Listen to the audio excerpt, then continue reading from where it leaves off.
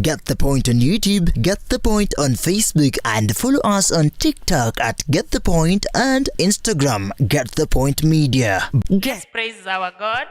Mungu atukuzwe kwa mambo makuu. 3 sing.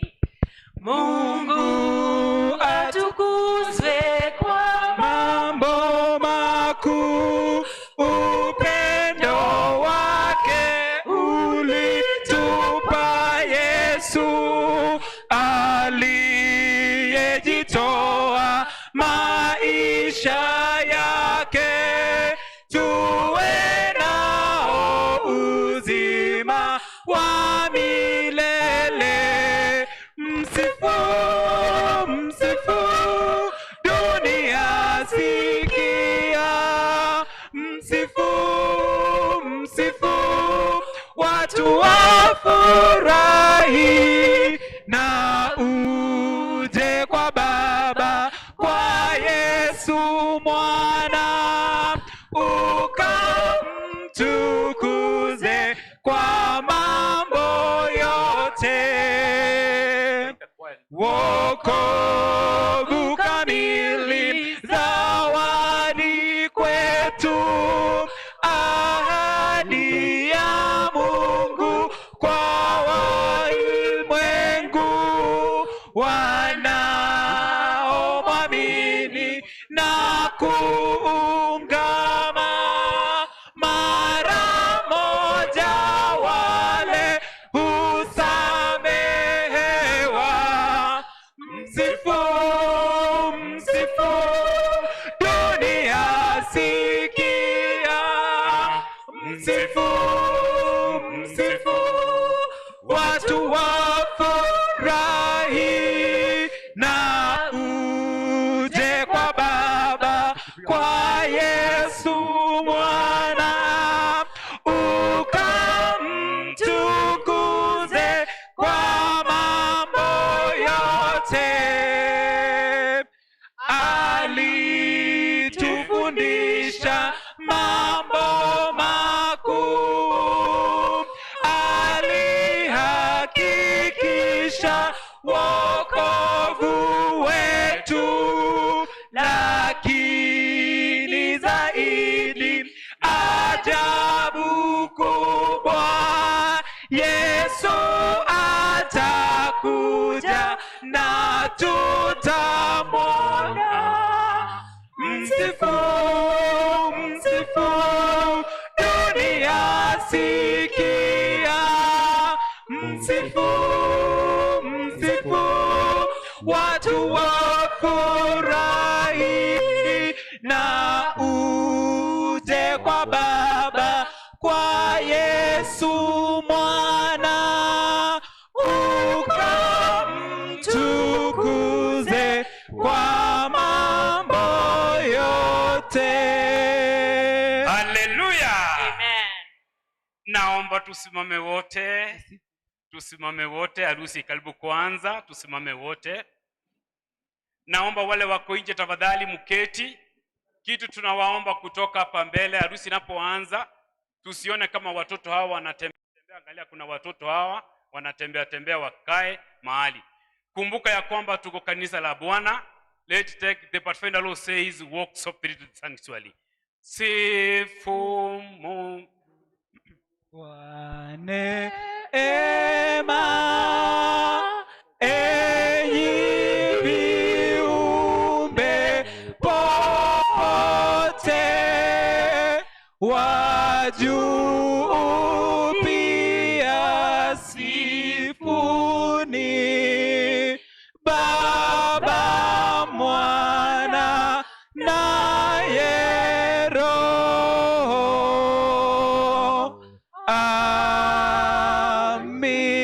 Amin. Tunaposimama hivyo 184. Tunaposimama hivyo 184. Asante sana choristers, you have done a good job and you are doing a good job. Good voices. Well done. The 184. Song number 184. Vitu vyote ni sawa. Vitu vyote. 3, go. Vitu vyote ni sawa panapo pendo, kila sauti tamu panapo pendo, pana amani pale na furaha nyumbani, siku zote salama panapo pendo, panapo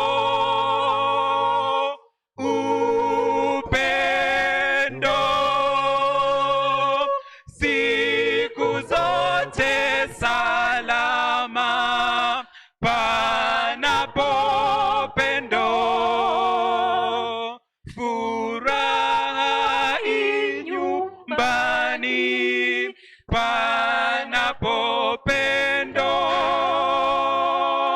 hapana machukizo panapo pendo,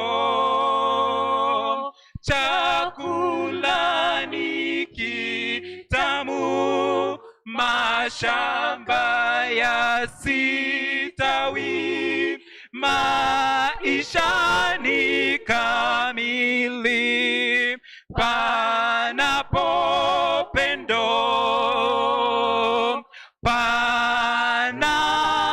panapo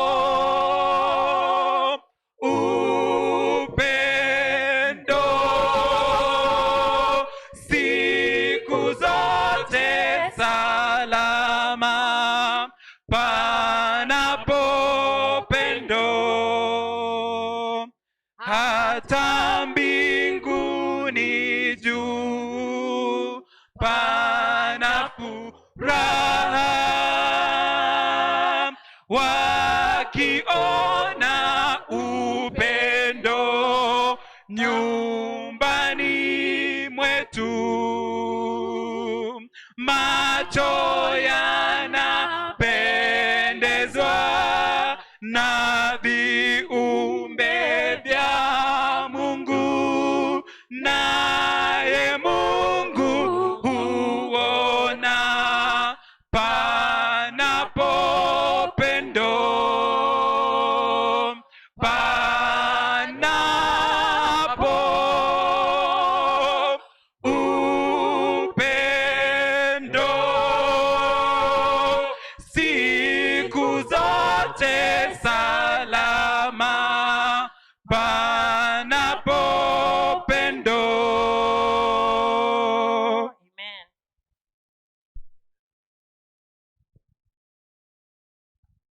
Jinsi tulivyo, hebu tuombe. Mwenyezi Mungu, Baba yetu wa milele, tunakushukuru kwa sababu ya siku ya leo. Tumeona mkono wako tangu vijana hawa walipoanza kuanza familia yao. Mungu wetu, umekuwa pamoja nao ukiwaongoza. Umewapatia marafiki na washiriki ambao wamewainua na kuwashikilia mpaka wakati huu. Na sasa siku imefika wakati ambapo tunaenda kushuhudia mwanzo wa familia yao. Tunakushukuru Mwenyezi Mungu kwa sababu ya usafiri ambao umetoa fadhili zako kwa kila mmoja amefika katika nyumba yako. Na tunakushukuru kwa sababu ya kila mmoja ambaye amevutwa na upendo wako ili aweze kujumuika katika siku ya leo. Na kwa ajili ya hayo yote Mwenyezi Mungu, tunaomba tunapoendelea na ibada hii ya ndoa takatifu, uweze kukubali, ututumie kila mmoja uwepo wetu na maneno yawe ya kutangaza mibaraka na amani katika familia hii. Kutoka sasa mpaka mwisho wa shughuli ya siku ya leo, tunaikabidhi mikononi mwako, uendeshe jinsi upendavyo, Ndio maombi kwa imani katika jina safi la Yesu Kristo ambaye ni Bwana na mkombozi wetu. Amen. Asante. Nataka nimlete the master of ceremony ambaye ni our elder beloved one akuje atuendeze kipindi hiki. Na waomba anapokuja ndugu yangu welcome. Huyu ndiye atakuwa hapa ndani. Welcome. Thank you my brother. Take it over na utupeleke vizuri. Ni wangapi na katika jina la Yesu na mimi nasema karibu. Inua mkono. Nyetubu atienda mwamu inua mkono juu. Mwambie welcome. Thank you so much for the love.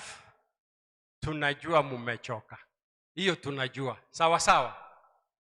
Basi tusalimiane hivi tu kitu kimoja. Kwa upendo mwingi. Kuna makelele hii sehemu hii nyuma na wale wako juu. I'm very intentional and particular. Kuanzia hiyo column kwenda nyuma, seemingly kuna makelele mengi. Kindly, siku ni ya wenyewe, tuwape heshima hiyo na wao wakuwe na siku nzuri. Sawa? Watoto wetu mko juu, hamjambo. Hamjambo.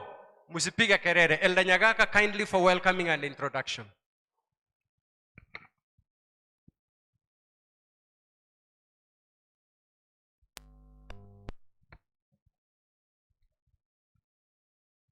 Hamjambo. Nyote mmekaribishwa kwa hii kanisa la hapa Ngata, na kwa haraka kuna wageni wetu. Nyote mmekaribishwa. Bugema students muko, just kama muko muwave, msimame muwave. Bugema students. Asante. Gulkola SDA Church Nairobi, kama mko muwave. Asante. My classmates wa Abiud Nyandoro, classmates muko?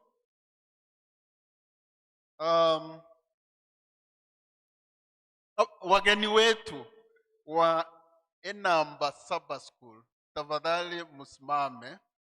Enamba Saba School, mahali Abiud anashiriki. Elda, kuna elda hapo. Elda mmoja atusalimie. Najua kuna elda mwenzangu hapa.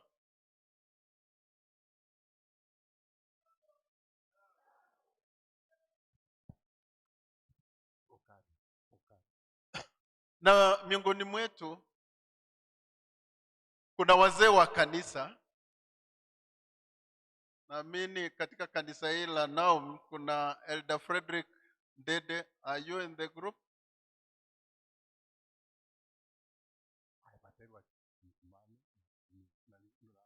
Huyu ambao amesimama ni elder wa hii kanisa na pia ni lay representative wa Rongai Station.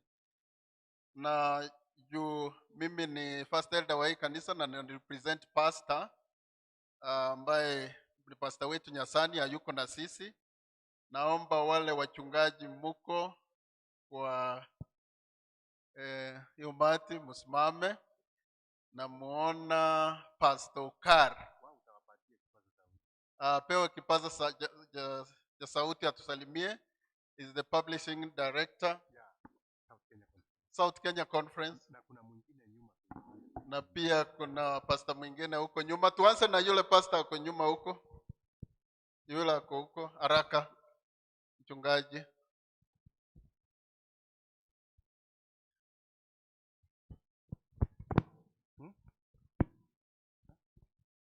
Pastor Job Orimba. Wapendwa wa Bwana katika jina la Yesu na wasalimu. Hamjambo? Hatujambo. Bwana asifiwe. Yesu anawapenda. Asante.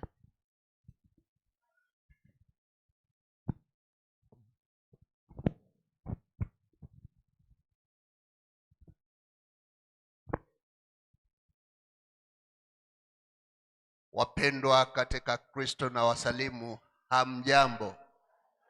Hamjambo tena. Kwa majina ni Pastor Shadrack Ukari, mpenzi wa familia hizi zote. Nimekuja kwa ajili ya kushuhudia harusi hii kati ya Abiud na Naomi ambao ni marafiki wakubwa. Thank you. Asante, tunaenda haraka. Tukija hapa mbele, naamini kuna choirs.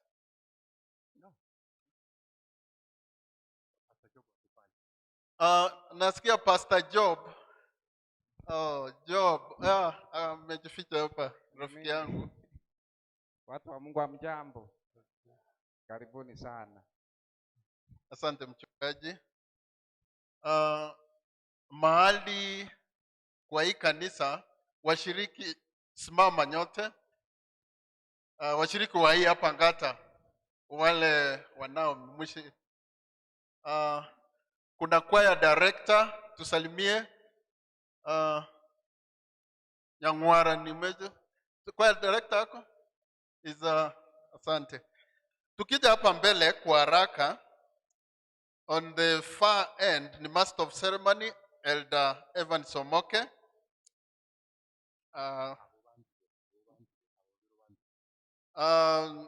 Then kuna elder mwenzangu mahali Abiud anatoka, Elder Thomas Menda. Wana binti za Mungu hamjambo. God is good and all the time. Karibu sana katika harusi ya Naomi na Abiud. Welcome. Asante. The officiating pastor, nitaacha hao wageni wa heshima wawili. Officiating pastor ndiye atawa introduce. Officiating pastor ni Pastor Bonuke Charles kutoka Kilgoris Church. Wave tu, wakati wake ukifika ataongea. Asante. Na ni pastor wetu ambaye ako karibu na mimi, pastor wa hapa karibu Sobea, Dr. Pastor Robert Tinega. Wapenzi wa Bwana, wasalimu katika jina la Yesu. Hamjambo. Bwana ni mwema na siku zote mnafurahia. Sekangu mnalichara busaigo. Basi Mungu awabariki sana.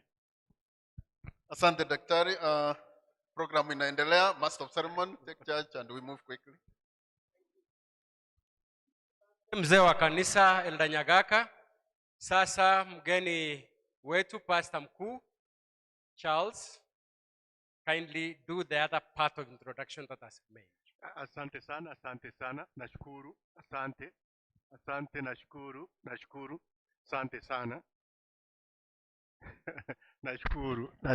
Nashukuru kabisa. Nashukuru.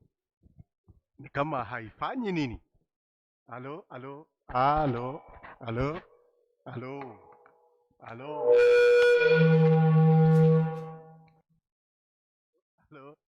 Halo. Halo. Halo. Halo. Halo. Hapo ni sawa. Hapo vipi? Hapo vipi? Halo, hapo vipi?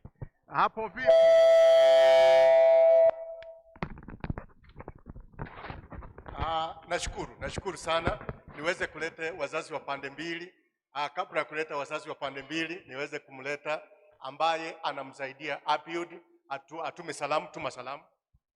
Abdisabat. Si Abdi. Abdisabat. Abide. Tubarikiwe. Ambaye ni mfulana ambaye anaoa siku ya leo. Ni mfulana ndio, haja kuwa mwanaume. Hallelujah. Abiud, tuma salamu. God is good and all the time. Asante sana. Wazazi wa Abiud, simama, punga mkono, kutakuwa nafasi ya kuongea. Asante sana. Wazazi wako nje. Nyangwara ako nje. In absentia wamewasalimu. Hamjambo. Haleluya. Bwana Yesu asifiwe. Mungu aweze kuwabariki. Asante kabisa mchungaji. Basi wakati umefika. We opener kindly Miriam Nyakundi. Tembea kwa haraka. Matrons kwa sababu ya muda orbit, wapange orbit. Miriam, ungekuwa umeanza kutembea, kindly Tom do the necessary. Tom, hey, Tom,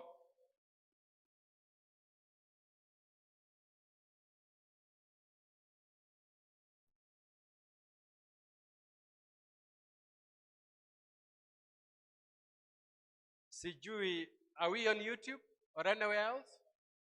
We are already. YouTube, kindly share the link. Tuma to one of you, then to send it to the many of us. Here we are now on YouTube. Kwa hivyo tutawapatia link in the short while. Kindly.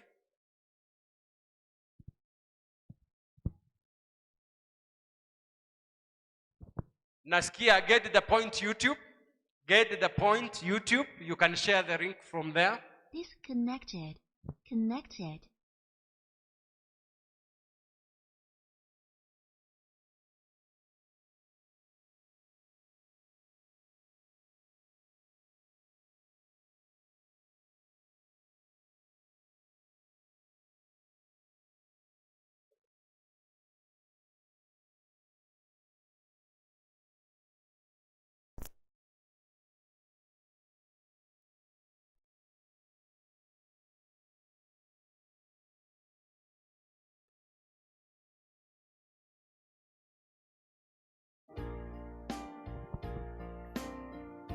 Miriam Nyakundi, kindly ingia sasa.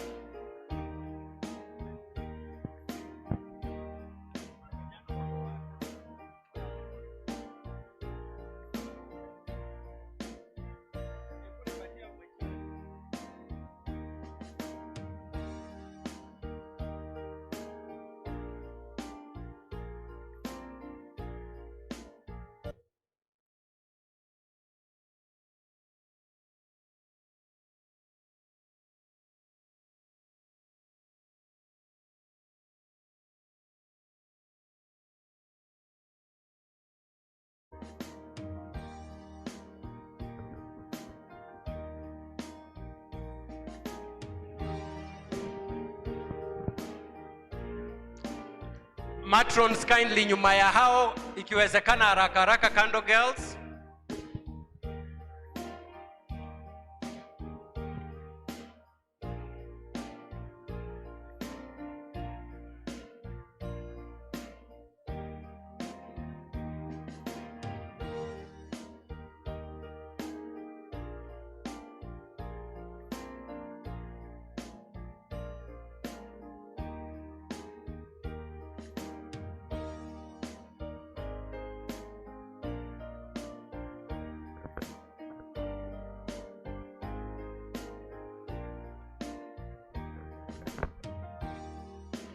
Basi ndio huyu anakata, shughuli imeanza rasmi.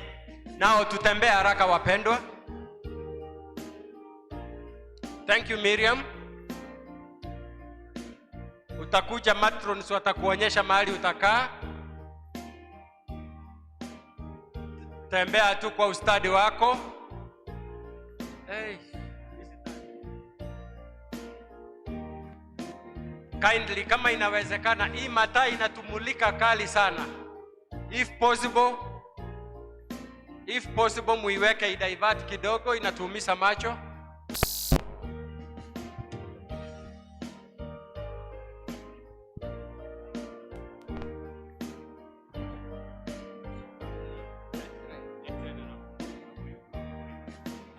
Thank you.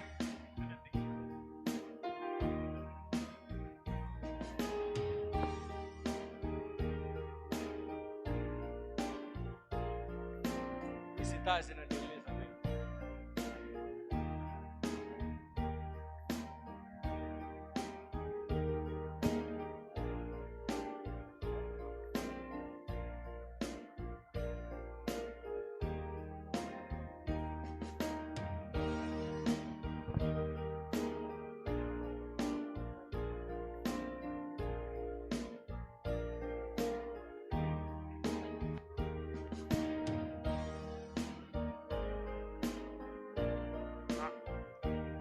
Tukienda hivyo tutamaliza haraka.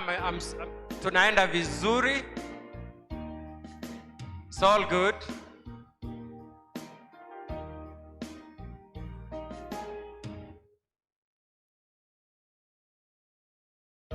Endelea kutembea tu.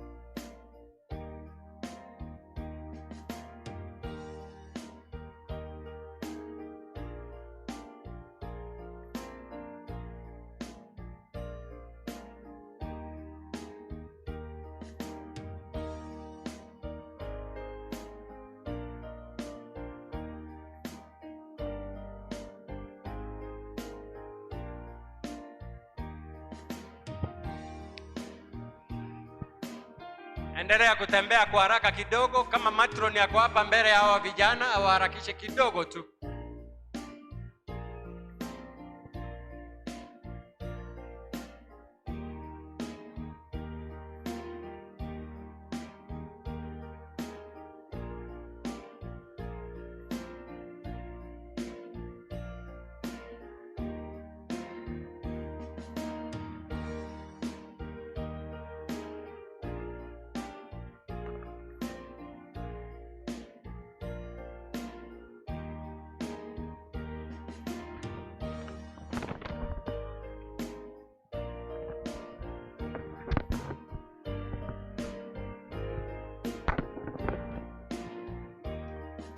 Matron wetu wanafanya kazi nzuri. Sister Roda Nyagaka akiwaongoza, Alice Paul, Teresa Baraka, Aris Keganda, Gertrude Onyango ambaye nimeona anashughulikia vijana, Concepta Elijah, Spora Mogere na Riria Nodero.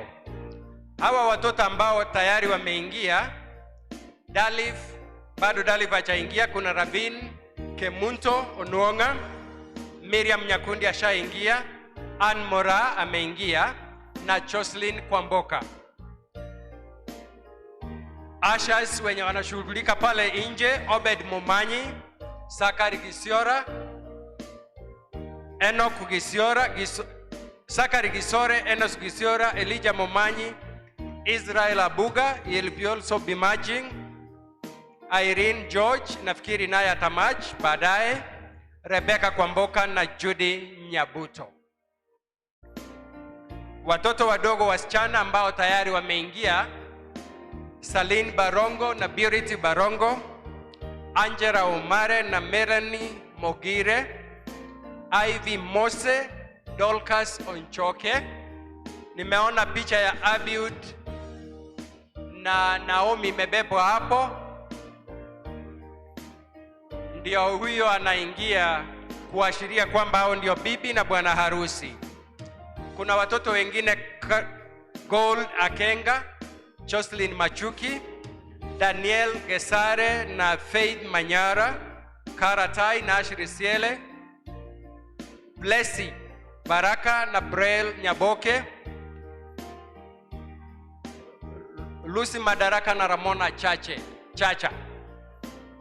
Vijana ambao tayari Sam wameingia ni Joshua Omwenga na Daila Nomae, Mesha Kombati, Abedine Kombati, Adrian Shere na Shadra Kombati, Enoch Nyandusi, Chese Ubwanga, Liam Nyakundi na Jonathan Omoke. Wote wanakuja kwa utaratibu. Hapo naona Dalif Kwamboka na huyo mwingine simuoni vizuri, but ni miongoni mwa wasichana wetu ambao bado wanaendelea na shughuli ya harusi ya Naomi na mpenzi wake Abiud.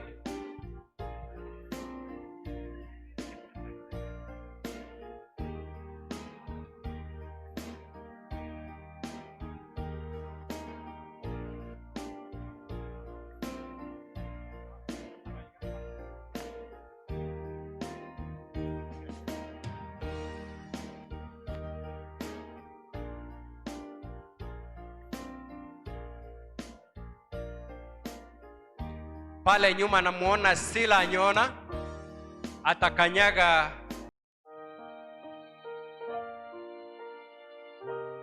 Obedi ukitembea hivyo tutaka. I don't ever slow up, no I don't take shit. I got no love for the fakeness. If you wanna play tough and wanna hate this, I'll always show up.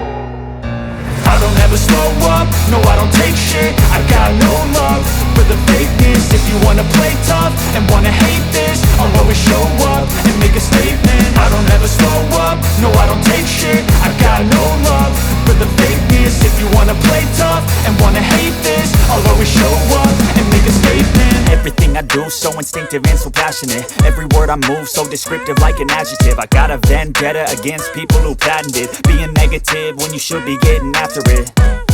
I got facts over tracks, this and that. Spitting slow, spitting fast, I could roast, I could gas. Think I'm okay at last, but I don't know if that can erase all the past. And the pettiness, a reflection of the emptiness. Hilarious, you think you're worth my time, you're delirious. Mysterious, because you hide behind a fake exterior. Inferior, you know I'll always be a bit superior. Get off of me, this ain't no humble brag. I want you to hear words, you can say them back. I want you to feel free from the chains at last, and to believe in what you got, it was built to last, yeah. Now that I've been put through hell, I never got anyone's help. I had to do it all myself.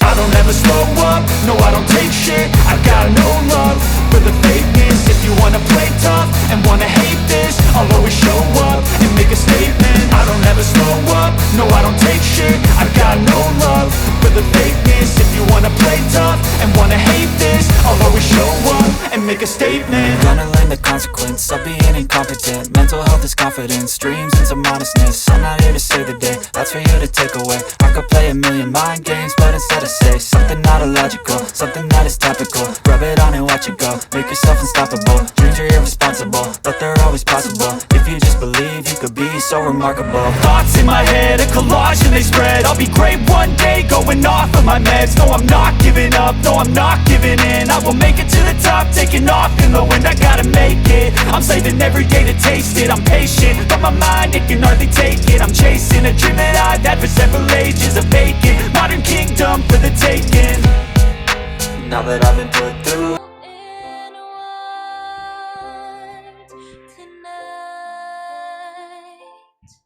And if a daughter's what a future holds, I hope she has your eyes, finds love like you and I did.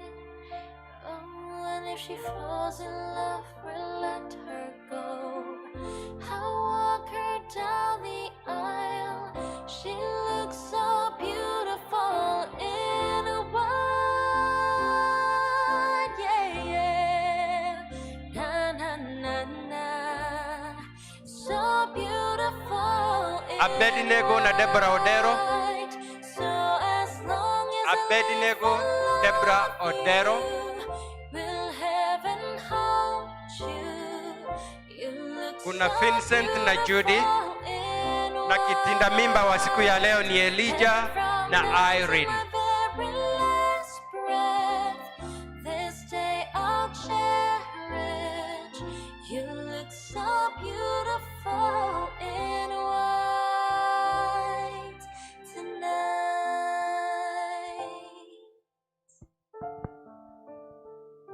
Hiyo biti imewachokesha kweli, lakini si neno.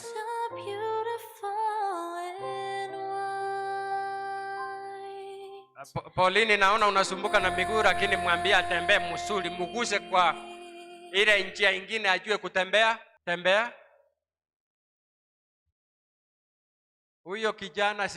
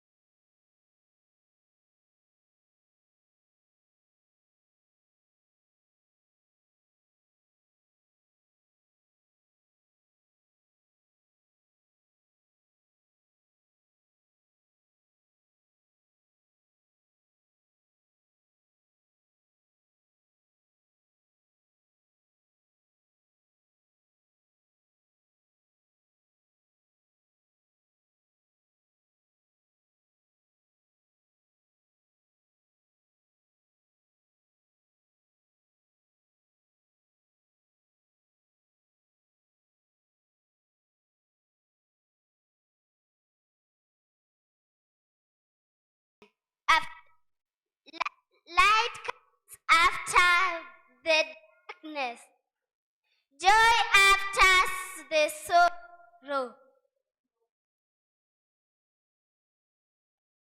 So, wedding after the courtship.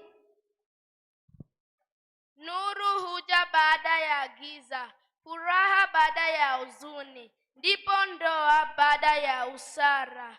Asante.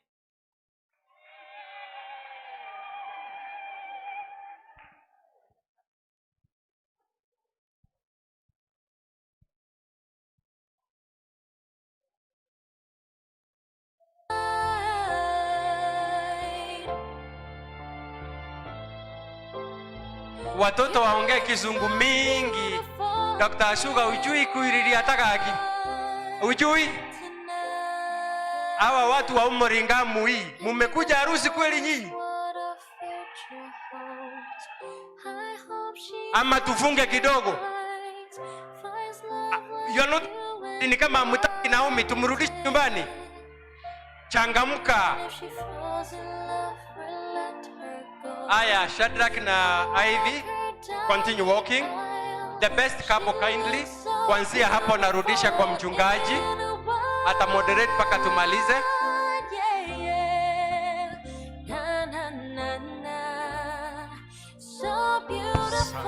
Asante sana. Tunashukuru. Dennis, unaweza kwenda pale chini.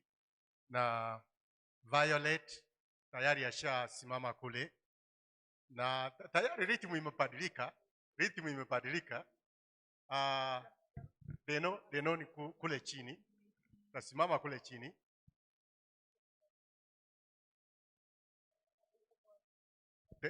Deno kule chini. Vayo. Na rhythm imebadilika tayari. Ndio hiyo sasa.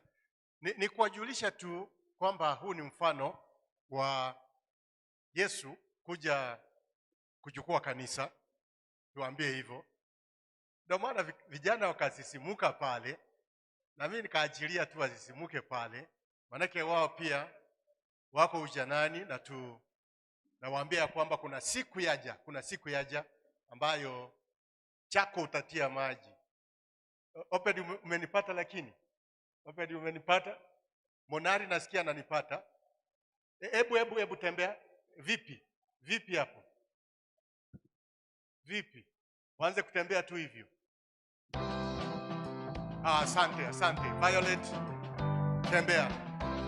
Na pengine muharakishe kidogo, manake Kisini mbali. Ni kuharakisha kidogo tu.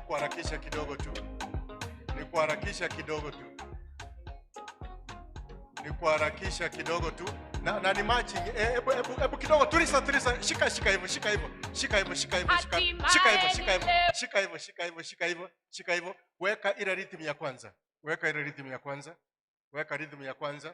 Rhythm ya kwanza. Violet ni kumatch. Weka rhythm ya kwanza. Hivyo manake picha hizi zinapelekwa mbali. Haya, ruhusu mzazi aingie. Ruhusu kule nyuma tafadhali. Ruhusu kule nyuma. Hizi picha ni quality, ni international. Zinaenda mbali hizi picha. But when we first met, I got so nervous. Harusi ni maridadi. Haki naona kwa mbali. Naomi anakuja kwa mbali. Hebu matrons waruhusu waweze kuja. Tafadhali waruhusu waweze kuja. Anza kutembea. Nemuel na Thabita, anza kutembea. Watembee tafadhali. Kisini mbali.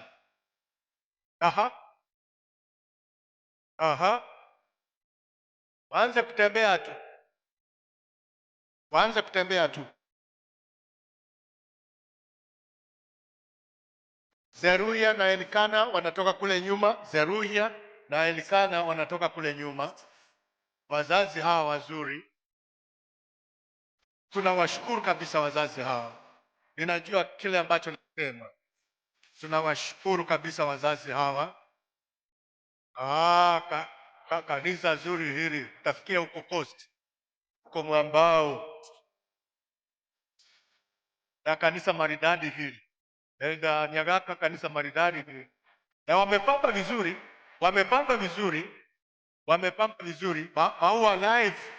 Maua life. Na mataa mazuri. Katika kanisa la Bwana linapaswa kuwa namna hii. Kumbuka, na sasa hivi nikisubiri yule ambaye anatoka kule nyuma, ambaye ni Zeruhia na Elikana wanatoka kule nyuma kwa maridadi kabisa, na tunajua ya kwamba watakuja kwa utaratibu huo. Harusi ni ya Abiud na Naomi. Tembea mwanangu Abiud. Tembea mwanangu Naomi. Zeruhia yuko kule. Zeruhia na Elikana kule nyuma. Asante sana. Samuel kutoka mbele wanatembea kwa taratibu zao. Ni kwamba harusi hii inaashiria harusi ya mwana kondoo ambaye ni Yesu Kristo. Asante sana. Kijana wangu, kuna shida, utaweza kusimama tu. Hakuna shida. Hakuna noma. Simama pale. Hakuna noma. Hakuna shida. Mwanangu, hakuna shida. Simama pale. Haina shida. Simama pale. Haya. Asante sana. Kijana wangu, kuja msimame kule. Mdekoreti kule. Watoto wangu, kuja. Wanangu, kuja mdekoreti kule. Hizi ni maua, dekoreti kule. Patrons, saidia watoto hawa dekoreti harusi ya wenyewe.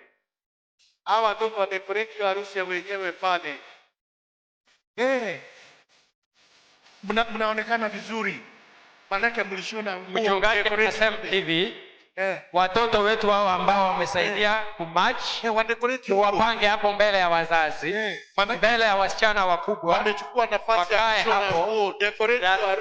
They are part of this wedding. Nzuri, mnaonekana vizuri wanangu. Vijana kando, wasichana kando, bila wengine wapo. Decorate your harusi. Waweke, wapange vizuri. Kuja mwanangu. Kuja mwanangu, tembea. Kwani ipo nini? Tembea mwanangu. Tembea mwanangu. Tembea.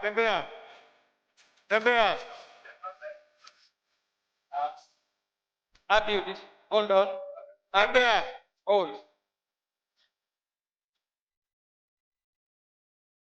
Hapana kisini bali tembea mwanangu. Mwanangu tembea. Wako tunataka katikati. Mtapata na katikati. Tembea. Happy move. Tembea. Happy tembea. Mnaposimama mchunge hizo mataa na vifaa vya wenyewe kindly. Tembea. Hivyo vitu viko hapo mbele yenu. Tembea mwanangu. Naomi, tembea Naomi, hii ni siku yako. Abiud ni siku yako, tembea mwanangu. Tembea. Kuja. Naomi ni kama mchungaji anasema take your time. Ukiona ukae, lakini tunataka usonge. It is your day and this is the only one anyway. Naomi, nakwambia kwako ni mbali. Haitarudiwa. Haki Kisii ni Kenya bado. Ni nyinyi mlichelewa. Naomi, take your time. Tembea mwanangu. Kanyaga kubwa. Naomi, take your time. Naomi, kanyaga kubwa. Abiud tembea. Wanakutembea. Hii maneno hairudiwi tena, ni leo na ni mwisho. Tena nyingine inaitwa ya Naomi Moraa. Naomi, giza itakupata hapa. Giza ni ya binadamu na mataa tuko nayo. Naomi, giza itakupata hapa. Abiud, giza itawapata hapa. Achilia miguu. Hata Pastor Ukari amesimama anachukua picha kwa sababu harusi imepambwa ikapambika, lakini ujue Kisii ni mbali. Naomi, leo ndio tunakuona karibu siku ya mwisho, baada ya siku nyingi hautarudi haraka. Wacha tukuonaone hapo. Naomi, kanyaga kubwa mwanangu. Tunataka tuondoke, magari yako nje. Tayari wamewasha engine za magari.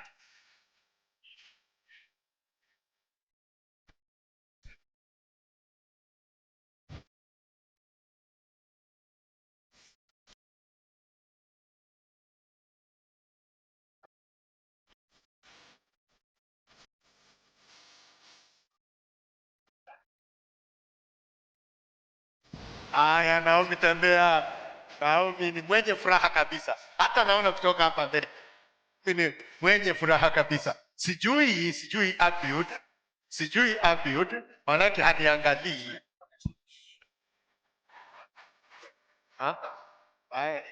Asante. Tembea. Abiud, you can hold for a while.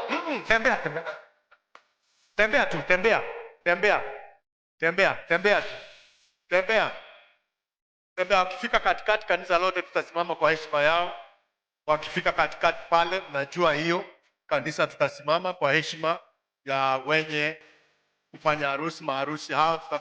Wakifika, nitawaambia, wakifika katikati, fanya hivi. Tembea haraka nani? Abiud, nyosha miguu. Na Naomi ni kama amefika katikati, kama ako karibu kufika katikati kule. Nyang'wara, ningekuwa wewe ningesimama kidogo. Unampeana haraka kidogo. Kwani umechoka na yeye? Kaa na yeye kidogo.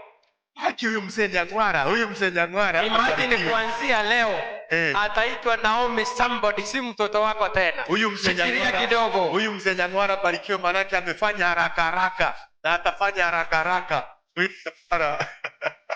atafanya haraka haraka. Naomi, songa kindly. Masaa yanasonga, kuna safari mbele.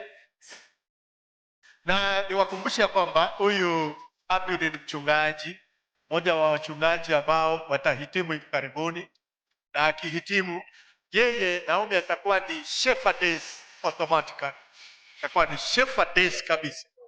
Manake mtoto wetu huyu atakuwa amepanda cheo, atakuwa ni shepherdess. Na kwa hivyo mchungaji wangu, tembea ili mfike katikati pale, wako karibu kufika katikati pale. Na ni harusi ambayo imebarikiwa, manake tuna wachungaji 5 hapa ndani. 5 pastors. Si tuwaona wachungaji wenye wako hapa, inua mikono juu tuone. Pastor Ukari yuko, Pastor Job yuko, Pastor Abiud mwenyewe yuko, Pastor Bonuke yuko, na kuna pastor mwingine yuko alia, nitampatia nafasi kusalimia. Wachungaji 6 by the way. Tuko hapa wachungaji 6, daktari yako hapa mbele. Wachungaji 6 tuko hapa. Ni harusi ambayo imebarikiwa na kubarikika. Nyang'wara, leo unauza msichana wako mchana kabisa. Na sijui Monari mbona haukwenda uchungaji? Sijui. Unapeana kwa ruhusa yako na anaenda hivyo hivyo. Ombi letu ni asirudi, akae huko maisha yake yote. Ndio maana tuko hapa tuwaombeni Mungu. Ndio maana Mwenyezi Mungu itajaa hapa tele. Haya. Tembea haraka. Sasa kanisa na wasihi muweze kusimama, kanisa lote. Usimame kama una wivu wowote, simama, ni siku ya wenyewe, wape heshima hiyo. Kusimama. Wapatie mic pale katikati. Wapatie mic pale katikati. Wacha niwapelekee hii. Wapelekee mic pale katikati. Niruhusu nipite kindly vijana wangu. Yes, umeruhusiwa. Niruhusu nipite hivi. Haya. Nitashikilia hii mic, pastor endelea. Asante sana, kanisa tuweze kuketi. Umati mnaweza kukaa. Asante sana. Kanisa tuweze kuketi. Kaeni. Ninauliza swali hili. Ni nani anapeana huyu msichana aweze kuolewa? Sauti ya kike nisikie. Ni nani anapeana msichana huyu aweze kuunganishwa harusi? Nisikie sauti ya kike. Sauti ya kike. Ni Mama Seruya ndiye anapeana msichana. Asante sana. Nisikie sauti ya kiume. Ni mimi Elkana Nyang'wara. Asante sana. Hiyo sauti haijasikika mchungaji. Nasema ni mimi naitwa Elkana Nyang'wara. Asante sana. Ni nani huyu anapeana huyu mfulana waweze kuunganishwa katika harusi hii? Nisikie sauti ya kike. Kwa majina ni Tabitha Mura. Asante sana. Sauti ya kiume. Kwa majina ni Nemuel Makori. Asante sana. Hakikisha chikolera bakwana niliabu basagusane chikolera chisagusana abo chikolera chisagusane kabisa chikolera chisagusane chikolera. Kolera kwa Kiswahili ni korera. Asante sana. Mungu azidi kuwabariki. Korera wamesalimiana. Korera wakae nyuma ya watoto wao. Korera wakae nyuma ya watoto wao. Abiud akae mkono wa kulia wa Naomi, ambao ni mkono wa kushoto wa Abiud. Fanya hivyo. Abiud hakikisha Naomi ako mkono wako wa kushoto. Korera wakae nyuma. Matrons fanya haraka. Korera wakae nyuma ya watoto wao. Na sasa Abiud anza kutembea, msishikane. Anza kutembea kila mmoja. Msishikane. Anza kutembea. Asante sana. Wanatembea kwa utaratibu hao. Wanatembea kwa utaratibu kabisa yani. Asante sana. Haya,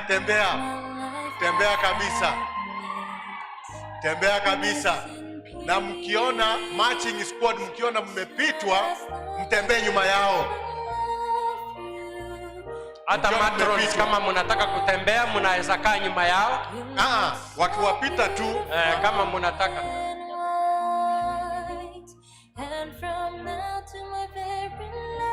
Tembea mbele. Abiud tembea mbele. Abiud tembea mbele. Tembea, kuja mwanangu, kuja. Sasa hawa watoto wadogo matrons waketi. Matrons matrons, watoto wadogo ama waache tu hivi. Waache tu hivi. Yeah, it's okay. Abiud, tembea mbele. Sawa, it's okay. Watoto waketi. Watoto sasa waketi. Watoto waketi. Chikorera tembea kutoka nyuma. Chikorera mtembea kutoka nyuma. Sawa. Lakini wakiwapita mnapita nyuma. Asante sana, tembea mbele. Wanyoshe mikono na maua. Waweke ark ya mikono na maua. Weka ark ya mikono na maua. Asante sana, pita katikati. Chikorera tembea kutoka nyuma. Chikorera watembea kutoka nyuma. Asante sana, na mfanye haraka kidogo. Asante. Wale cameramen, mkiona hapa mbele inashika vizuri, kuna picha hapa mbele ambayo ni nzuri sana kwenda kule nyuma. Wale cameramen mko hapa, picha ya hapa mbele kwenda nyuma itakuwa sawa kabisa, manake inaonekana kwa umaridadi kabisa hii picha.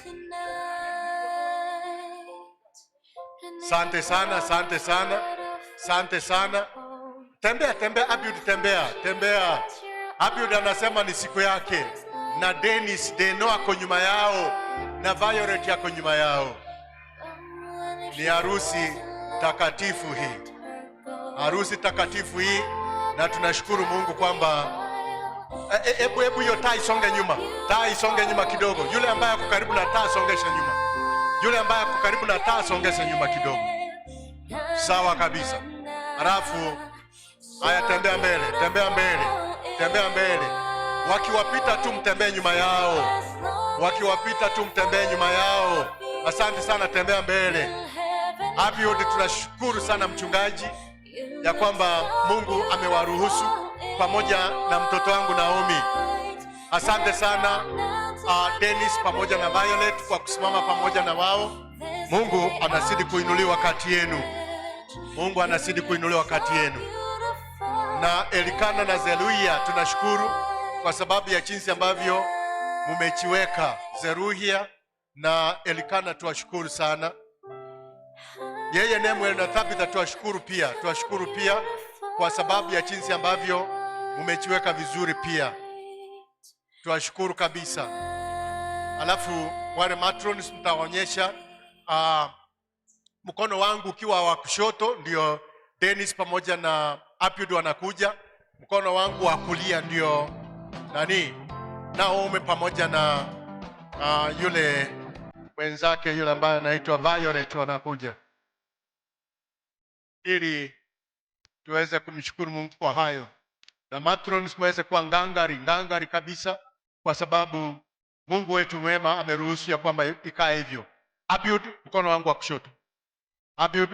kushoto. Naomi, mkono wangu wa kulia. Tafadhali matrons muweze kuwaelekeza. Wale marching squad, ingia mahali penu.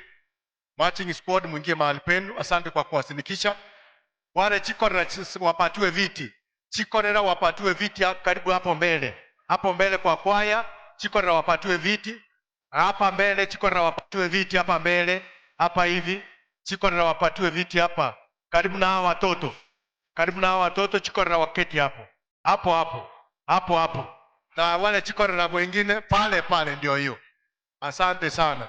Waweze kuketi hawa Violet pamoja na Naomi. Namuuliza ndugu yangu daktari aweze kuomba keti. Daktari aweze kuomba. Niingie katika maandiko. Tulipo tena shukrani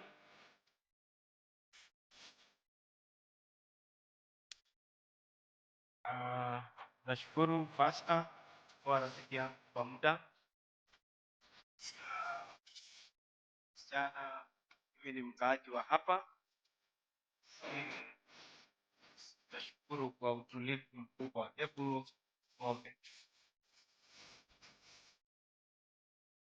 Takatifu shie milele zote. Na wengi wa shukrani Leonzo harusi kwa macho hajaona, masikio hayajasikia nzuri ya ile karamu imeenda kwa siku ambayo nataka leo kuunganisha hawa wawili wawe mwili mmoja. Wakubali ili katika maisha yao waone mpango wa wokovu na mpango wa leo ambao ni mashahidi tunapozama. Naomba uishe maisha yetu ya ndoa na wale ambao ni vijana ambao bado mpango iwe ni kielelezo cha Kristo ruge atakapokuwa kunua tatu nena ya mbili. Yesu ndiye neno litoke kwako ili tuweze kushika kwenye mapenzi yako. Ndiyo maombi. Asante sana. Niliamua kutumia Kiswahili, sitatumia Kiingereza. Ikibidi nitumie Kisii, manake hii harusi inatokana na background hizo, ili tuweze kupatana kwa utaratibu nzuri ndio bora. Niruhusu niweze kusoma maandiko mabigo toka Yohana 2, naona Injili 2. On the third day there was a wedding at Cana, Galilee, and the mother of Jesus was there.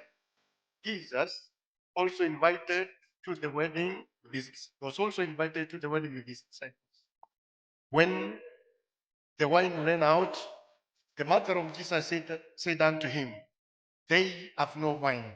And Jesus said unto her, woman, what does this have to do with me? My hour has not yet come. His mother said to the servants, do whatever he tells you. Now there were 6 stone jars there for the Jewish rites of purification, each holding 20 or 30 gallons.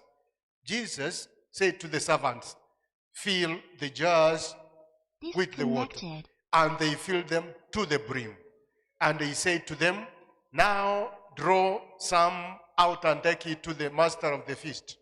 So they took it. When the master of the feast tasted the water, now became wine, and did not know where it came from, although the servants who had drawn the water knew, the master of the feast called the bridegroom and said to him, everyone serves good wine first, and when people have drunk freely, then poor wine. But you have kept the good wine until now. This, the first of his signs, Jesus did at Cana in Galilee, and manifested his glory, and his disciples believed in him. Mungu aweze kubariki haya maandiko. Siwezi kuhubiri, manake sijui kama ratiba ya kanisa iliweza kufuatwa. Hebu elders wasimame na mwapatie vipaza sauti. Elder Thomas, ulitangaza hii harusi jinsi inavyohitajika kwa kanuni ya kanisa? Ndio pastor, ilitangazwa. Na kuna mtu alikuja na habari ya Hakuna mwenye alikuja piga ripoti ya kwamba anataka kuharibu harusi. Yote yalikuwa sawa. Je, Elder Nyagaka, ulitangaza jinsi ilivyo kawaida ya utaratibu wetu wa kanisa? Nilitangaza mchungaji. Na kuna mtu alipiga ripoti? Hakuna mtu. Wanyamase na wanyamase kabisa. Abiud simama. Siwezi nikaunganisha harusi. Siwezi nika waste time kuhubiri na tukifika mwisho useme siye. Ni vizuri useme ndiye ama siye, ili ukisema siye niweze kufunga Biblia niondoke. Ukisema ndiye niweze kuangalia haya maandiko na tuweze kukubariki. Kwa hivyo mwanangu simama. Abiud, ndiye ama siye?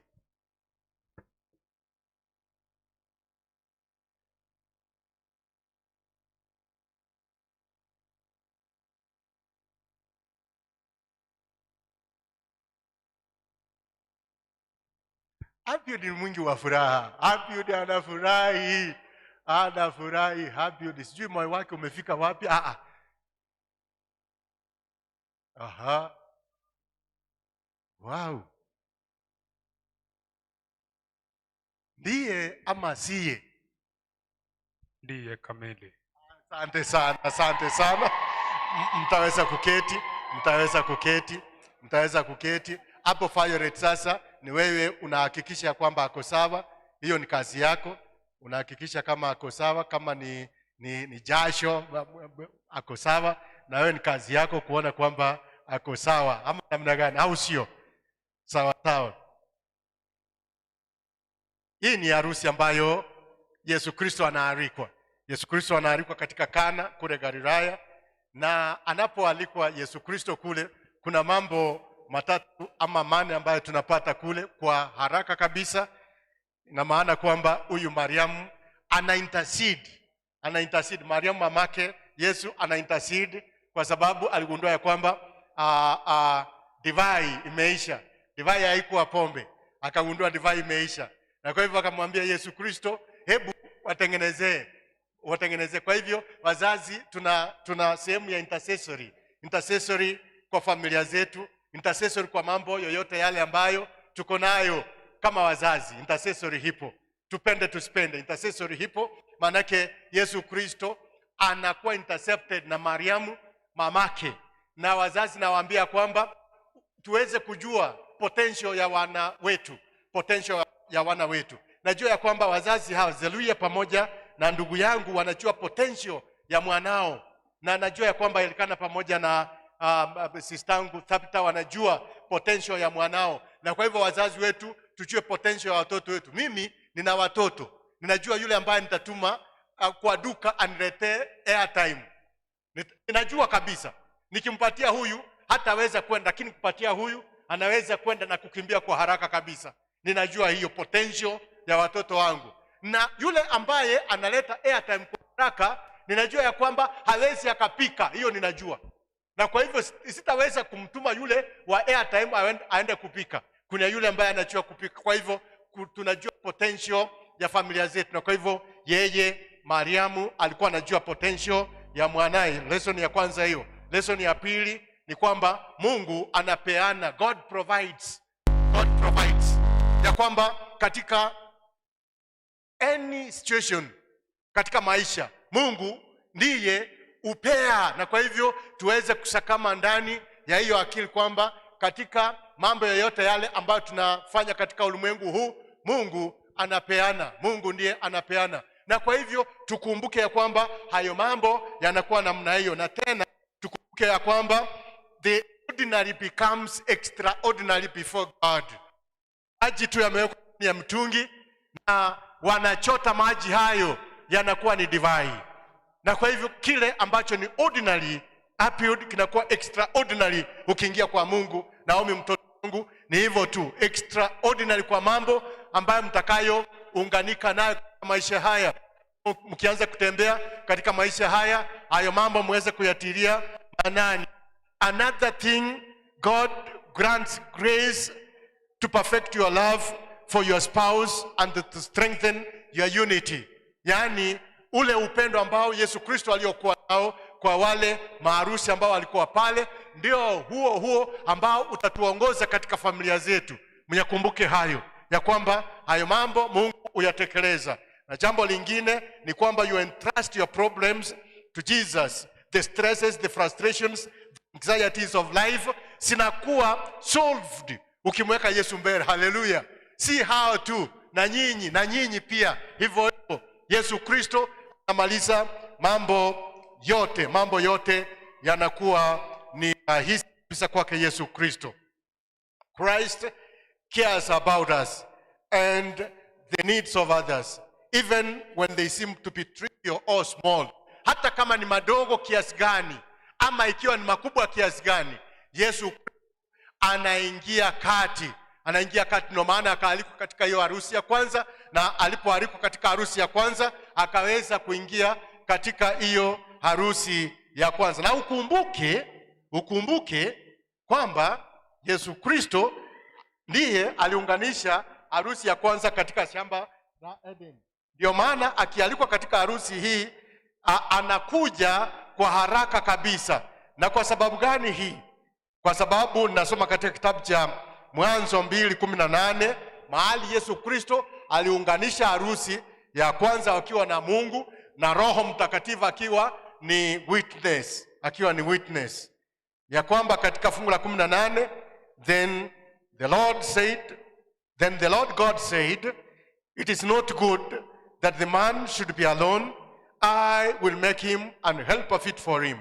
Now out of the ground the Lord God had formed every beast of the field and every part of the heavens, and brought them to man to see what he could call them. And whatever that man called every living creature, that was its name. The man gave names to all livestock, and to the birds of the heavens, and to every beast of the. But for Adam there was not found a helper fit for him. So the Lord God caused a deep sleep to fall upon man, and while he slept, took one of his ribs and closed up its place with flesh.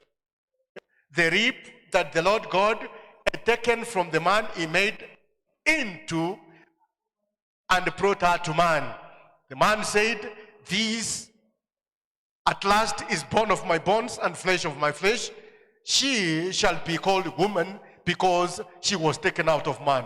And therefore a man shall leave his father and mother and hold fast to his wife, and they shall become one flesh. Ndio maana Yesu Kristo anaalikwa na kwenda kwa sababu ya hiki ambacho kiko hapa. Na kwa hivyo katika maharusi zetu kuna mambo ambayo tunastahili kuyafuata na kuzingatia katika harusi zetu. Mambo gani haya? Jambo la kwanza kabisa balo tunastahili kuzingatia na mnielewe appeared pamoja na ni kwamba everyone marry has weaknesses. Yaani kila mtu ambaye anaoleka hako na weaknesses zake. Nikuambie Abiud, huyu Naomi ako na weaknesses zake. Naomi nikuambie huyu Abiud ako na weaknesses zake. Muweze kukubaliana ya kwamba iko hivyo na muweze kukulianeni. Mnanielewa wanangu? By the way, huyu Abiud ni mtoto wangu, mwanangu kabisa. Hata hii shule ya uchungaji kweli nimemtia bidii kabisa aweze kuingia. Na kwa hivyo by virtue of Abiud being my son, he automatically qualifies by default to be my daughter. Hallelujah. Na kwa hivyo nawaambia kila mtu ako zake. Only God has no weaknesses. Kwa hivyo yeye ndiye tutapiga magoti tuweze Jambo la pili, everyone you marry has a dark history. Hiyo tukumbuke hivyo. Hata nyinyi, hata Nyagaka, hata nani, Thomas, tuko na weakness, dark history. Tusiweze kuchimbua dark history. Hapana. We forgive ikiwa dark history hiko. Ili mshikamane, endelee mbele kuanzia sasa. Na Mungu atawabariki wanangu. Alafu jambo la tatu, marriage has its challenges. Every shining marriage has gone through its own test of fire. Yaani kila ndoa ambayo iko katika mahali hapa, hata ya mchungaji, iko na challenges zake. Na kwa hivyo hawa wanetu kianza harusi na ndoa yao, challenges zipo. Sitawadanganya kwamba challenges ya sipo challenges, lakini Mungu aliye hai atawaongoza ili challenges hizo ziweze kuisha. Jambo lingine, every marriage has different levels of success, and therefore we can never be equal. Some will be far front and some will be far behind. Zingine zitakuwa katikati. Na kwa hivyo hauwezi kulinganisha harusi hii na ile. Naomi usiambie Abiud kwamba ingestahili tuwe kama wale. Abiud usiseme ya kwamba Naomi tunastahili.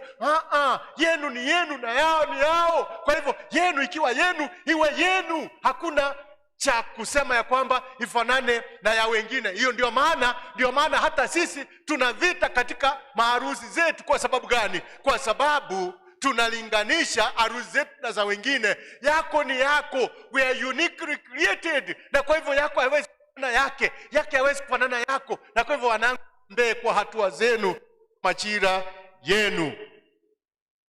Alafu mkumbuke ya kwamba patience, hard work and trust ndio inasimamisha maharusi zenu. Too many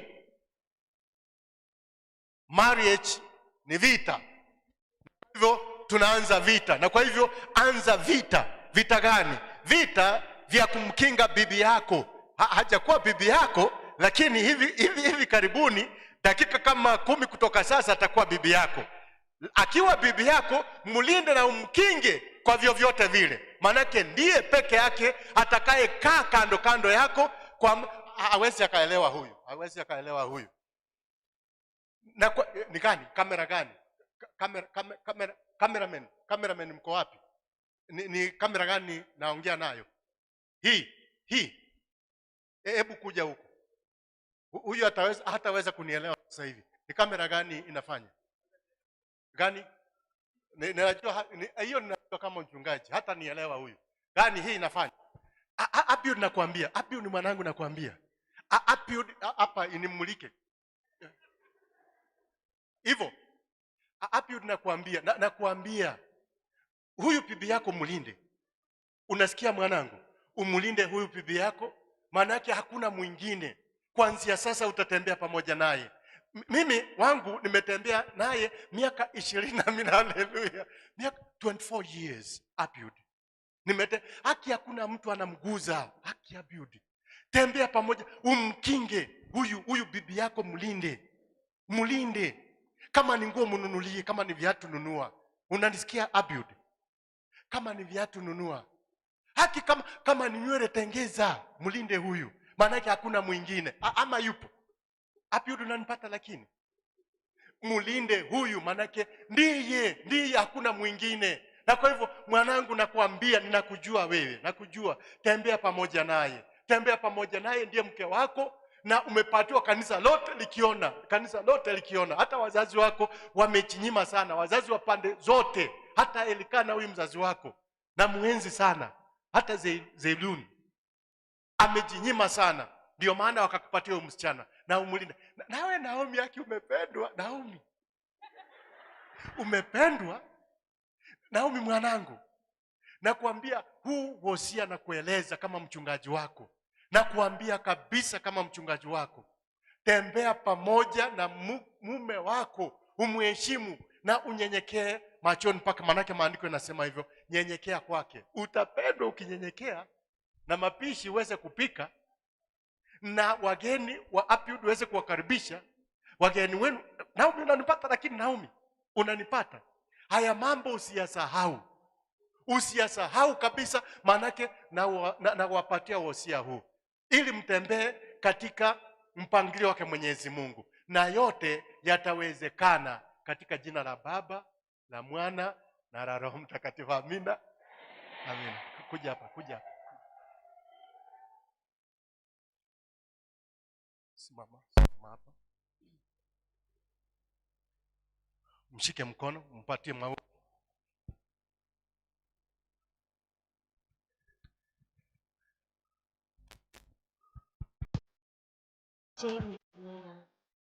Naomi, sema hivi nyuma yangu, mpatie mic. Sema hivi nyuma yangu na in the name of God. In the name of God. Weka majina yako. Sawa. Anza vizuri. Kuja pande hii. Anza vizuri. In the name of God. In the name of God. I take you. Majina yake yote. To be my husband. To be my husband. To have and to hold. To have and to hold. From this day forward. From this day forward. For better, for worse. For better, for worse. For richer, for poorer. For richer or for poorer. In sickness and in health. In sickness and in health. To love and to cherish. To love and cherish. Until parted by death. Until parted by death. This is my solemn vow. This is my solemn Do you accept it? Yes, I do. Asante. Mpatie Abiud. In the name of God. In the name of God. I, majina yako. I, Abiud Murara Nyandoro. Take you, majina yake. Take you now, Murara. To be my wife. Be my wife. To have and to hold. Have and hold. From this day forward. From this day forward. For better, for worse. For better, for worse. For richer, for poorer. Poorer. In sickness and in health. In sickness and in health. To love and to cherish. Love and to cherish. Until parted by death. Till parted by death. This is my solemn vow. This is my solemn vow. Do you accept it? Do you accept it? Yes, I do. Asante sana. Kama kungekuwa na makelele na vigeregere, ndipo hapo. Niweze kumwalika Pastor Okari na Pastor Tinega. Daktari yako wapi? Pastor Okari na Daktari Tinega waunganike pamoja nami hapa mbele. Kama daktari hayupo, Pastor tuweke hapa hivi. So, Pastor Okari yako wapi? Pastor Okari najua ya kwamba is also an ordained man of God na anasikanisha hizi harusi. Pastor kuja mbele, tutaomba pamoja naye. Piga magoti, piga magoti. Kuja huko Pastor.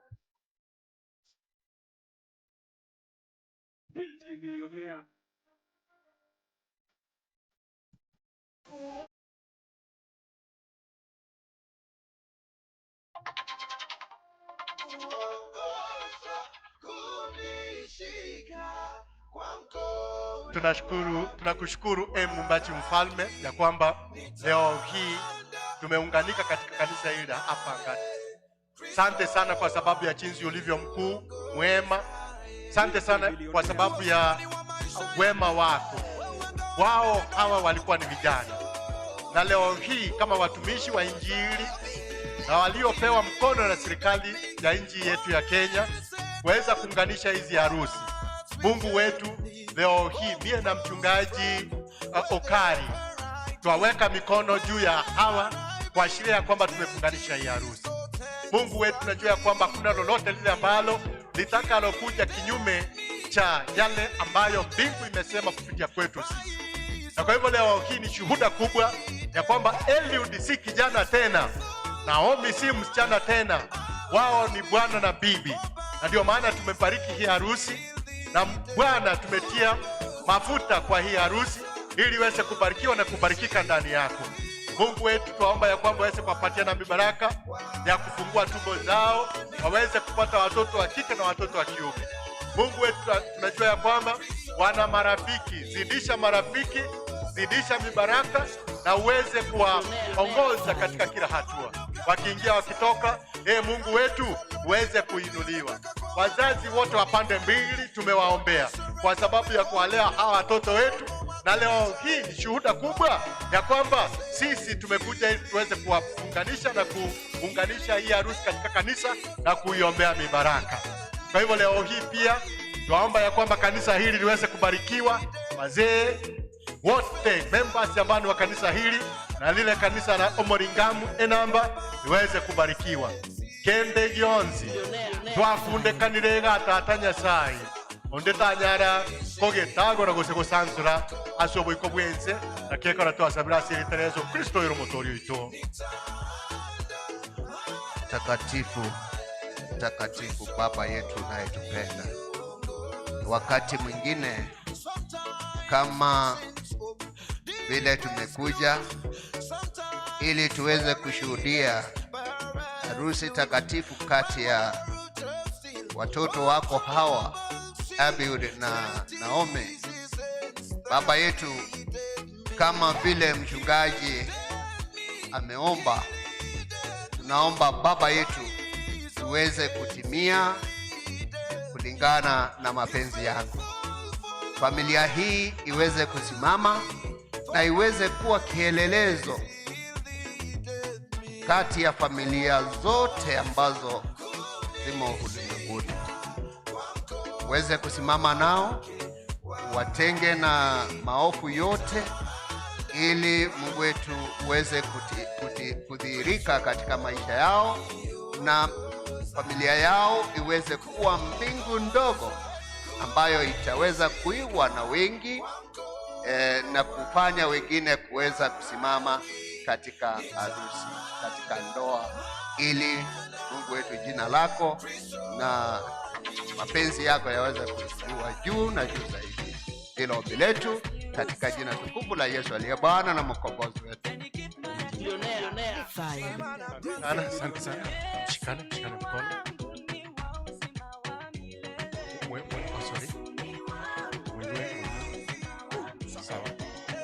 Asante sana. Hii kao nimetoka nchi za mbali, ndio maana wanainua pole. Hado, shikana mkono, mweke ndio ile ya kuweka hivi. Haikuwa nayo. Okay. Haya, angalia watu. Mlinipatia kijana Abiudi na mkanipatia msichana. Sasa hivi hawako kijana, yeye si msichana, yeye ni bibi ya mtu, yeye ni bwana wa mtu.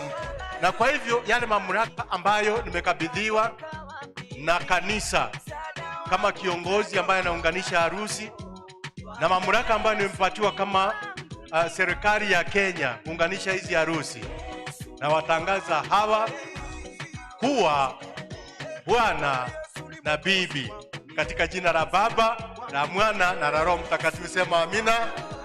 Asante sana. Na hili niweze kuthibitisha haya, tutasign certificates. Ili niweze kuthibitisha haya, tutasign certificates hapa, na tukisign certificates MC kwa ya mbili. Nikisign certificates. Aya, asante. Abantu abo mulinga mwaba. Mwarosire. Botu abaire bosa. Hii kanisa, hii kwaya imetoka Nairobi. Gurkola, something like that. Gurkola. Mupo. Gurkola kwaya mupo. Kindly for an item. Fanya haraka for an item. Arafu kuna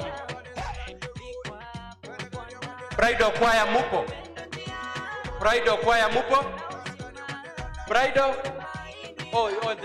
It is you. It's okay. You will be followed by the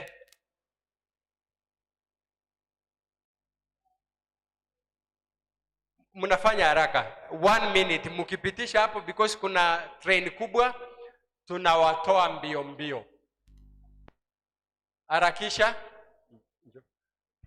Harakisha mwanze haraka. Mukichukua dakika 2.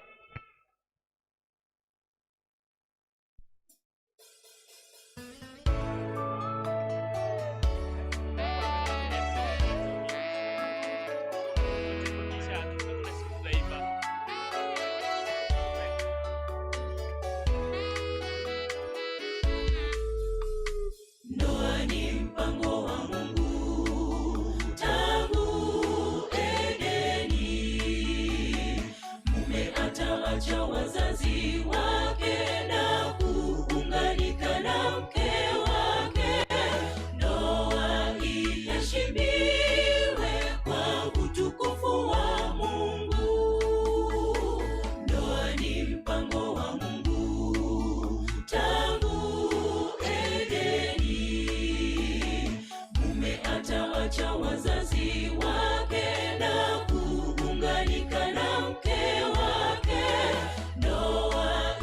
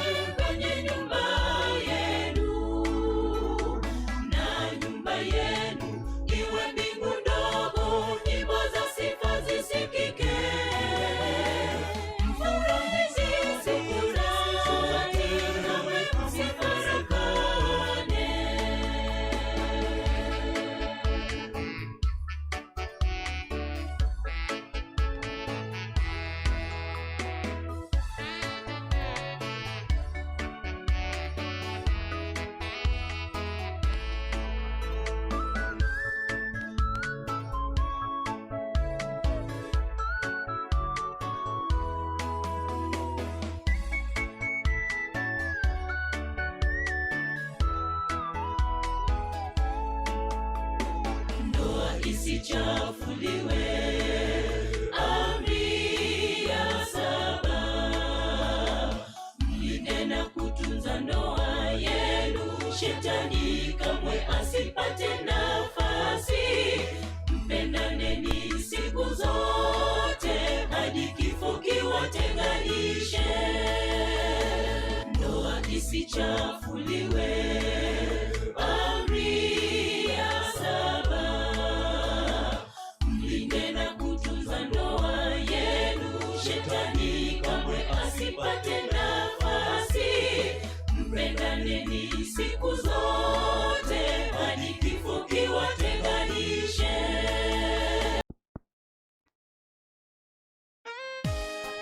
Asante sana, asante sana. Kwaya zingine mtaweza kuimba baada ya hii. Hizi certificate hizi zinakuja in triplicate. Hizi ziko 3. Wapendwa, kuna kelele bado, mchungaji hajamaliza. Ziko 3 hizi. Hii ni notification ya kusema ya kwamba tuko hapa siku ya leo ili kuweza kufunganisha hii harusi. Hii inatoka kwa Attorney General kwa Martha Koome mheshimiwa. Alafu hii inafunganishwa na hii niweze kuwapatia nakala moja. Alafu hii itarudi South East Kenya Field mahali ambapo wametoka ili kuonyesha kwamba tumeunganisha hiyo harusi, na hii itaenda kwa Attorney General's Office kuonyesha kwamba huyu ni mtu wa mtu, ukiingilia kati utawekwa ndani. Msimame, msimame. Msimame. Msimame. Pastor Daktari Tinega, kuja manake usimamie kwamba na wewe ni pastor kutoka pande hii, ili iwe official kwamba tumewapatia hii cheti. Hii cheti ni official. Ni official, majina yao yamekuwa printed kwa utaratibu kabisa. Ningefikiria hapo mungeshangilia kidogo. Asante sana. Hiyo ni yao. Mumechoka. Asante sana. Na hizi moja nitapeleka kwa South East Kenya Field, ingine kwa Attorney General. God bless you. Asante sana. God bless you. Haya. Shikilia ama weka kwanza mshikilie. Alafu mtaketi. Nitawaambia kile ambacho tutafanya. Kwa haraka kabisa. Baada ya kuweka certificates mtaketi.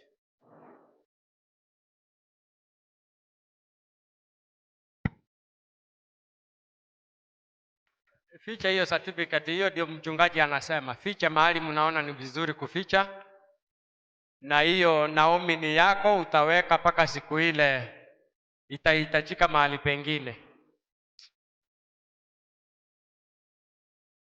Iweke mahali utaipata rahisi. Amefaulu. Amefaulu. Haya. Kumbe anajua ni mali yao sasa. Asante vigeregere yani yake. Asante sana, tuketi. Tuweze kuketi. Picha hizi ni za muhimu kabisa na sitoki kwa kanisa kabla ya kupata hizi picha. Wazazi wa Abiud kuja mbele. Wanapoendelea the bridal party or the bridal team for a song. Yes. Mukisimama hapo mahali muko mtaimbia hapo. Mtaimbia hapo. Matrons mungetoa haya maua mengi hapa mbele. Wazazi kuja mbele. Haya maua mengi yatoke hapa mbele, ni mengi kidogo. Tunaikata. Piga hiyo picha.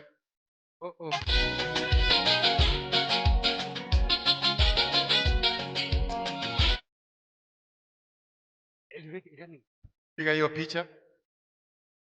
Ukipiga munionyeshe mmepiga. Mna smile kidogo hata kama sugar levels zimeenda chini. Si mumepewa free rigaki hata kama. Umepiga hiyo picha. Kaka nayo kwa hivyo msibati yuko. Si umepewa free. Smile kidogo. Smile kidogo. Wazazi wa umepiga picha hii. Unaimba nyinyi ama muimbi? Dakika moja ikipita tunaruka. Kwaya ni 5. Wazazi wa Naomi ungalika pamoja na wao. Wazazi wa Naomi. Simama. Simama, mbona mnatoroka? Simama.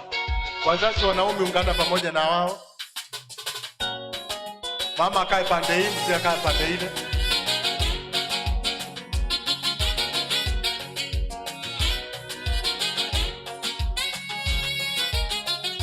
Piga hiyo picha. Vijana muimbe haraka tafadhali, muda nao hatuna. Ukipiga unionyeshe.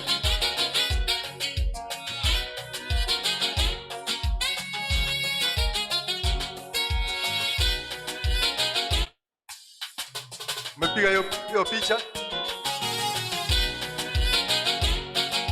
Sawa? Wazazi wa Abiud mtoke. Wazazi wa Abiud mtoke. Maliza kwenye. Wazazi wa Abiud toka, piga hiyo picha.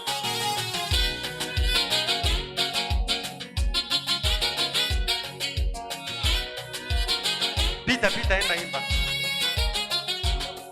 Enda imba tafadhali. Umepiga hiyo picha? Asante. Wazazi tuketi. Wazazi tuketi. Wavulana wote hapa mbele. Vijana, the marching squad, vijana. Mchungaji, hao watoto wataingia wapi? Haya, baadaye. Vijana simama nyuma hapo, fanyeni haraka kidogo. Wengine mtaketi mbele, mtaspoti mbele wengine. Chipange. Cameraman, wapange. Mpango wa Mungu ukakamilishwa walipounganishwa pale Edeni. Chipange vizuri vijana. Mkewe. Chipange vizuri. Chipange vizuri. Babange tata. Babange aye.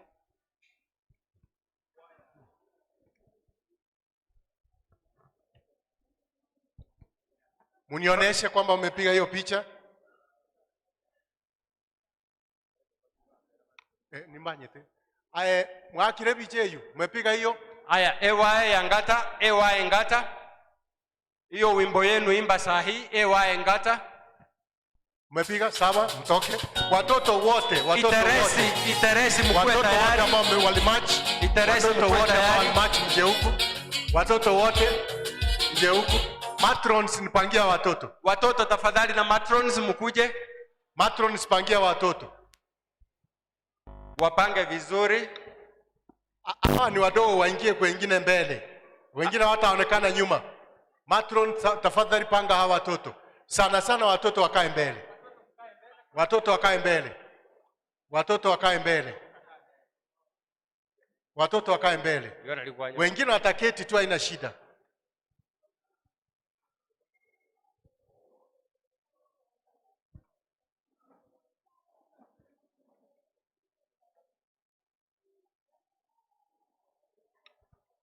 Wapange haraka haraka. Pangeni hao watoto kwa njia ambayo wataonekana kwa kamera, kwa picha.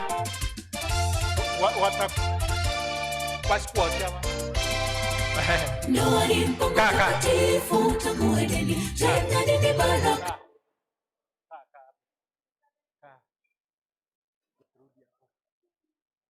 Kutoka kwa Mungu yahitajika. Simama juu. Wako sawa? Ngoja kidogo. Hii stand sitoke hii. Hii kitu tafadhali toa. Mami shika hii mesa. Shika hii. Inua juu. Hapo. It's okay. Are you good? Harakisha kidogo, ukimaliza uonyesha kidole juu. Kaa vizuri. Asante. Picha imeisha? Bali mbali ngo squat kaki bali ba moto. Mbia bali. Okay. Atavire imeisha? Atavire mbia bali. Haya, tuweze kuketi watoto. Sisters wa Abiud waweze kuja. Sisters and brothers wa Abiud, cousins tuseme. Kuja. Cousins wa Abiud. Abamu Abiud mbio. Abamu abo Abiud. Cousin, sisters and brothers, if you are here. Na wakina Naomi na wao wawe tayari. Na wakina Naomi mkue nyuma ya hawa mbio. Wae ngata mulimaliza. Hawajaimba. abandi musquat moto. Wengine mtasquat mbele. Cameraman waelekeze. Imbia mahali wako. Piga hiyo picha. Piga hiyo picha. Piga hiyo picha.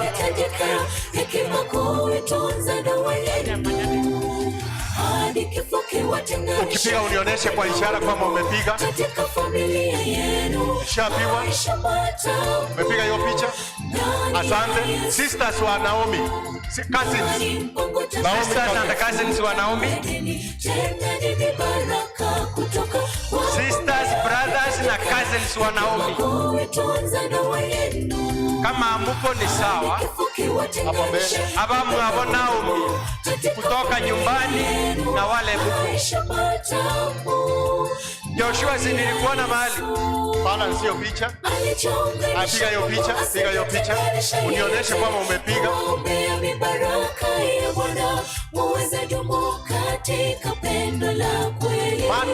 Matrons waweze kuja. Matrons wa harusi hii waweze kuja. Matrons wote tuketi. Matrons wote tuketi. Alichonganisha Mungu asijetenganisha yeyote. Tuwaombea mibaraka ya Asante. Matrons wote. Pendo la kweli. Tuwatakia mema, amani na upendo vidumu katika ndoa yenu, familia yenu. Haya. Matrons ndio hawa. Bugema students. Haya, Bugema students. Bugema mapasta wanafunzi. Na muweze kuwa tayari baada ya Bugema students. Sawa? Wachungaji wanafunzi. Grandparents wapo. Grandparents wapo. Grandparents wapo. Uweza kwa familia yenu, mruhusu Yesu awe kiongozi. Bugema students. Sipate kibali machoni pa Mungu. Ndio hao. Piga hiyo picha. Ndio hao. Maombi yawe ndio silaha. Asante wasichana wache mbele. Wasichana wache mbele. Halafu aunts and uncles mwe tayari. Aunts and uncles mwe tayari. Wengine waingie mbele. Ready yourself. Sipate kibali machoni pa Mungu. Mrekebishane kwa pendo. Maombi yawe ndio silaha. Uwepo wa Bwana Yesu uwazingi. Iteresi. Jipange vizuri. Iteresi kwa ya mupo. Jipange vizuri. Msipoti wengine. Iteresi kwa ya mupo. Mbele. Iteresi kwa ya njoo.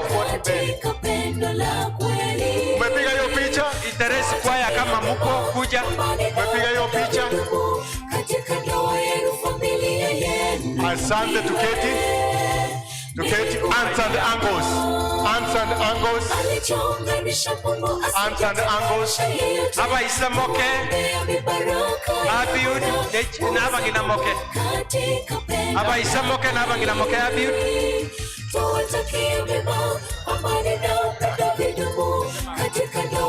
Nyinyi kuja nyote. Nyinyi kuja nyote tutawapanga. Kuja nyote tutawapanga. Wale aunts and uncles wa Abiud wache mbele kwanza. Aunts and uncles wa Abiud wache mbele kwanza. Wengine tukae hapa.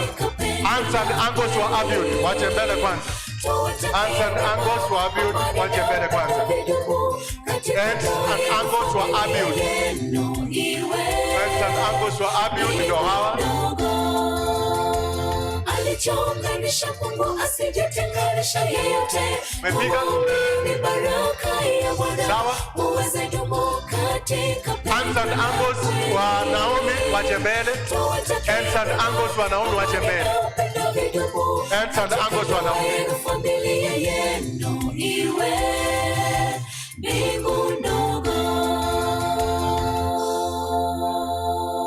Elders kuja mbele. Aunts and uncles wa kina Abiud.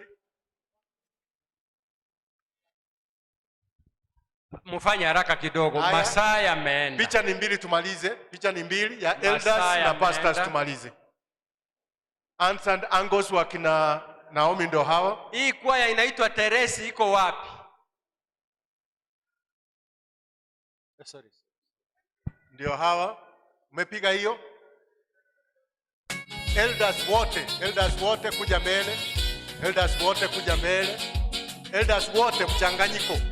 Elders wote mchanganyiko kuja mbele.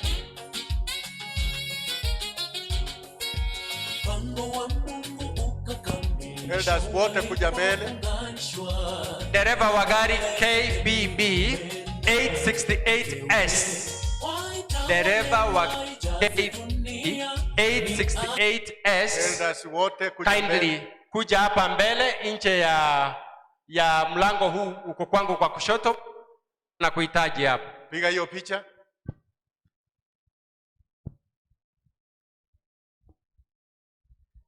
Elders wa Molingamu wakae kando kidogo, wa Nakuru wapaki. Elders wa Molingamu wakae kando kidogo, musketi kaa kando kidogo. Elders wa Molingamu kaa kando kidogo, musketi.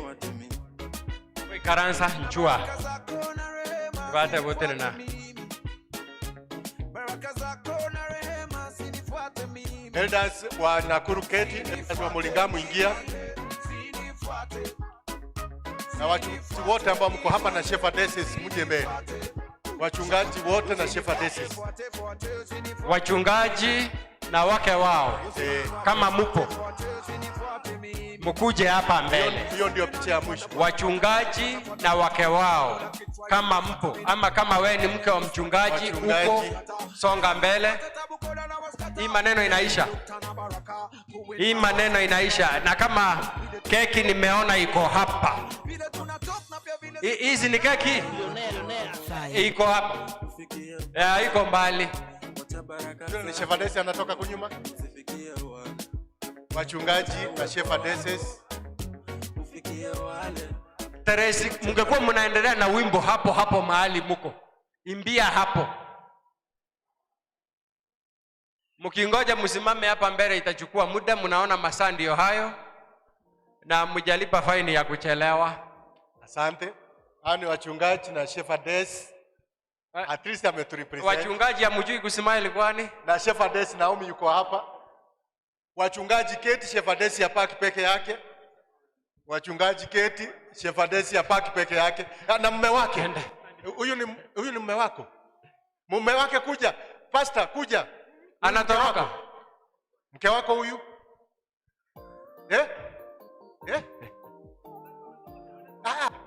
Paki. Teresi, endelea kuimba tafadhali. Mke wako. Paki na mke wako. Imba mahali mko. Aya, shepherdess peke yake sasa. Shepherdess peke yake.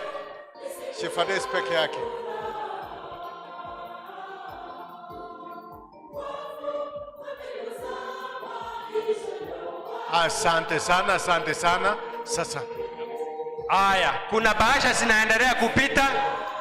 Kwaya inaitwa Teresi kutoka huko nyumbani Molingamu. MC.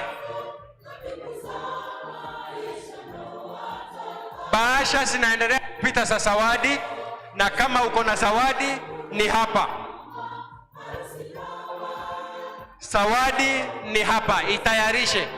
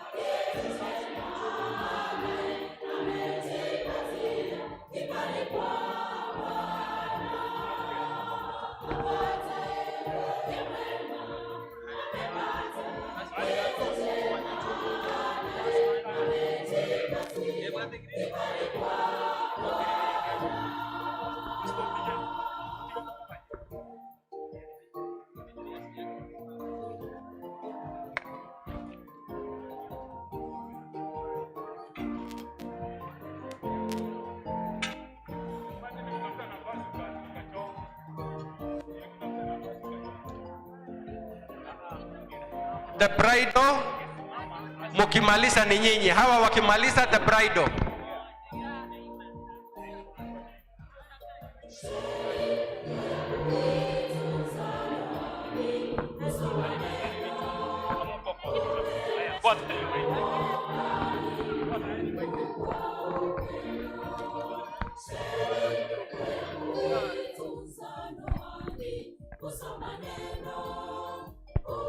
Aya.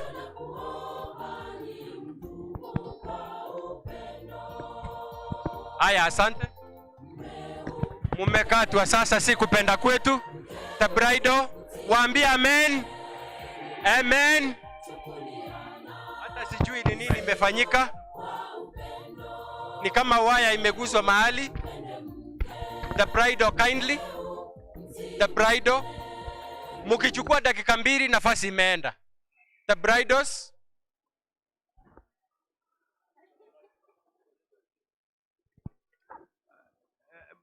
Okay, tangazo tunapongojea wakuje mbele. Kuna zawadi tafadhali tunakuomba. Ile zawadi yake kuja hapa. Kuna baadhi ya kichwa na waomba usiache hivyo wakienda kwa hiyo tafadhali waje. Kwa hivyo kama kuna zawadi tunakuomba kwa unyenyekevu tafadhali lete zawadi hapa.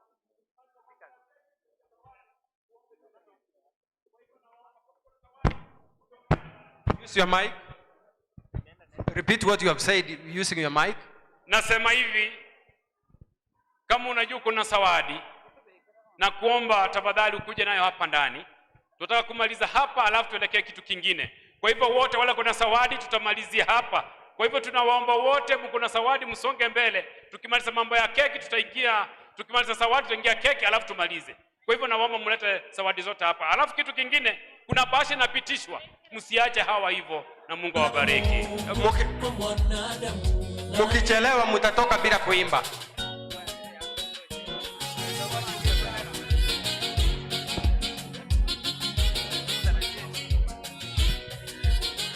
Punguza sauti kidogo, moderate hiyo sauti.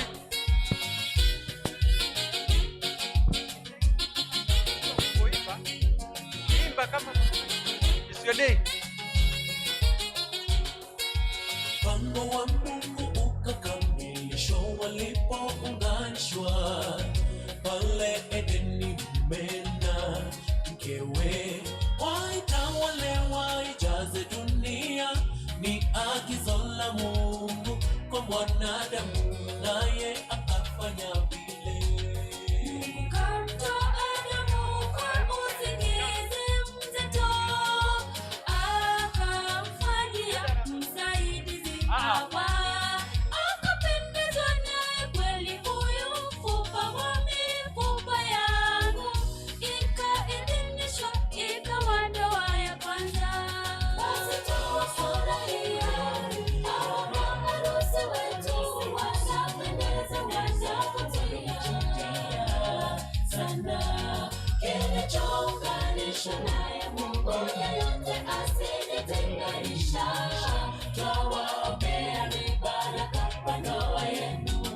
Basi tuwafurahia hawa maharusi wetu, wanapendeza wanavutia sana.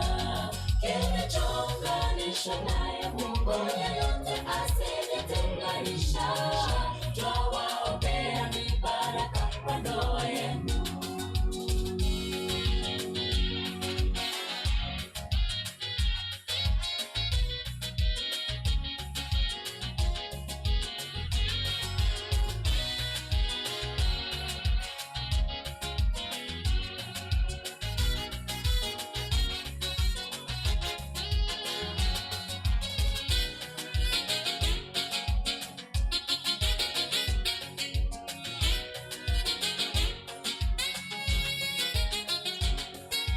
Nimetunukiwa zawadi ya ajabu kwa maisha yangu. Nitakulinda, nitakutunza ewe mke wangu.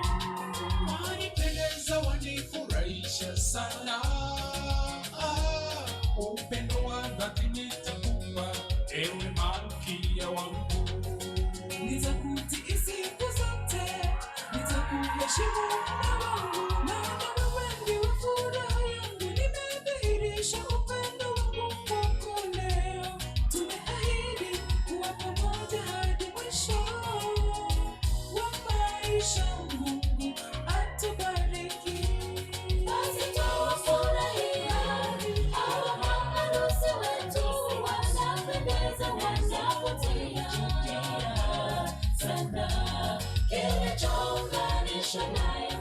yote asiyetenganisha.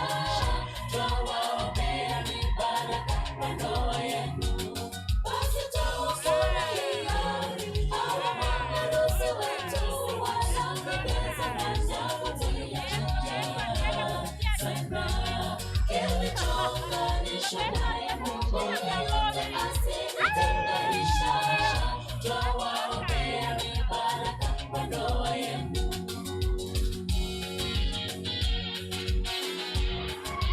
Asante, asante.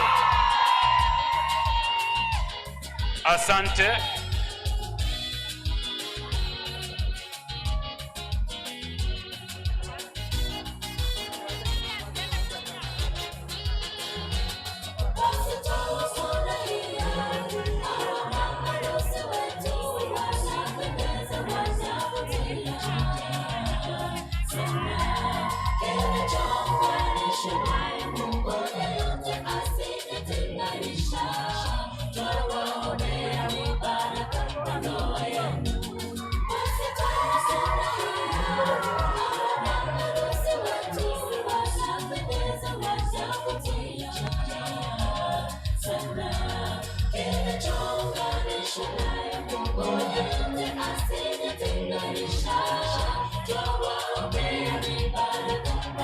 Shangilia kidogo tu. Haya, asante, asante sana. Asante, asante sana. Mnasemaje? Na waomba kanisa yote wale wako kwa mlango sio vizuri. Tafadhali tunaomba mkae. Hata ukienda kwako uone watu wamesimama kwa mlango na kuna harusi, itakuwa picha mzuri. Kuomba, naomba tafadhali mkae chini ili tumalize. Haya, nitaweza waita majina. Kuna hawa mama wa antia nani, naomba mkae chini, wale wa huko. Nitawaita majina kwa sababu hii ni kanisa. Kuna mama anasalamia watu hapo, naomba mkae chini tafadhali. Okay, kinachofuata ni zawadi. Kuna watu wanaongea. Tunamaliza zawadi, tuingie keki. Kwa hivyo naomba wale wote wako na zawadi muweke laini hapa tafadhali. Sitaita kila chachi niseme kutoka pande hii, niite pande hii. Wacha nianza kutoka kwa kina msichana ama wacha tu niite. Ngoja kidogo. Hawa wanaongea wako hapa ndani ama nje? Wenye wanaongea wako ndani ama nje? Hebu tusalimiane hivi kama mnaniona. Kama unasikia sauti nisalimie. Abiudi na mke wako simama hapa chini. Vijana wale tafadhali leta hiyo mic hapa. Nipatie hiyo mic. Naomba vijana wale magic school. Abiudi na mke wako simama hapa chini. Nataka vijana wanne kutoka kwa marafiki wa Abiud enda chini. Vijana wanne marafiki wa Abiud, move these things to the other side. Move them. Not very far, not very far. Just there. Just there. Hapo hivi. Gaendelea tata. Okay, naomba kama kuna zawadi simama pande hii. Naomba hii kamera isongezwe kidogo tu. Kama kuna zawadi unakuja hapa mbele. Na waita wote kama kuna zawadi. Sitaki kuita pande nyingine, ukikuja hapo ndo nasema jina na unapeana zawadi. Kwa hivyo nawaomba mkuje, naomba zawadi, wala kwa zawadi pigeni line hapa tafadhali. Sitaki kuita mtu mmoja. Na waita kwa tafadhali kama kuna zawadi kuja hapa mbele. Tafadhali kama kuna zawadi asante, hii ni familia na MC ukumbuke kuna bahasha zimepeanwa. Yes. Kuna bahasha zimeenda. Yes. Kuna bahasha zimeenda. Hii ni familia. Mami, tunaweka line ndio tuweke picha. Tuweke line pande hii ndio picha ingie. Wapiga picha mtakaa side moja. Side moja. Tuingie ndani ya line. Hapa mahali. Gentlemen, you can stand there. If possible, okay. Stand the other side. Mwenye anapiga picha simama sehemu ile ingine. Okay. Sasa tunaanza na kuna mama wameko hapa mbele kutoka kanisa gani? Omolingamu ndio wanaleta zawadi yao. Msalamie mkimpeana ikipewa na pande hii. Asante sana Omolingamu. Mnawaambiaje? Thank you very much Omolingamu, may God bless you. Wameleta mattress ya kusema hii mattress watu walalie vizuri. Mpia mono tata baba mpia mono. Anayefuata ni Ango ndio amewasalamia. Mpia mono mwaka mpia mono. Anayefuata meona Elder wa Ngata SD Church. Hapa Ngata karibu sana. Wanaokuja namna hiyo Mungu awabariki.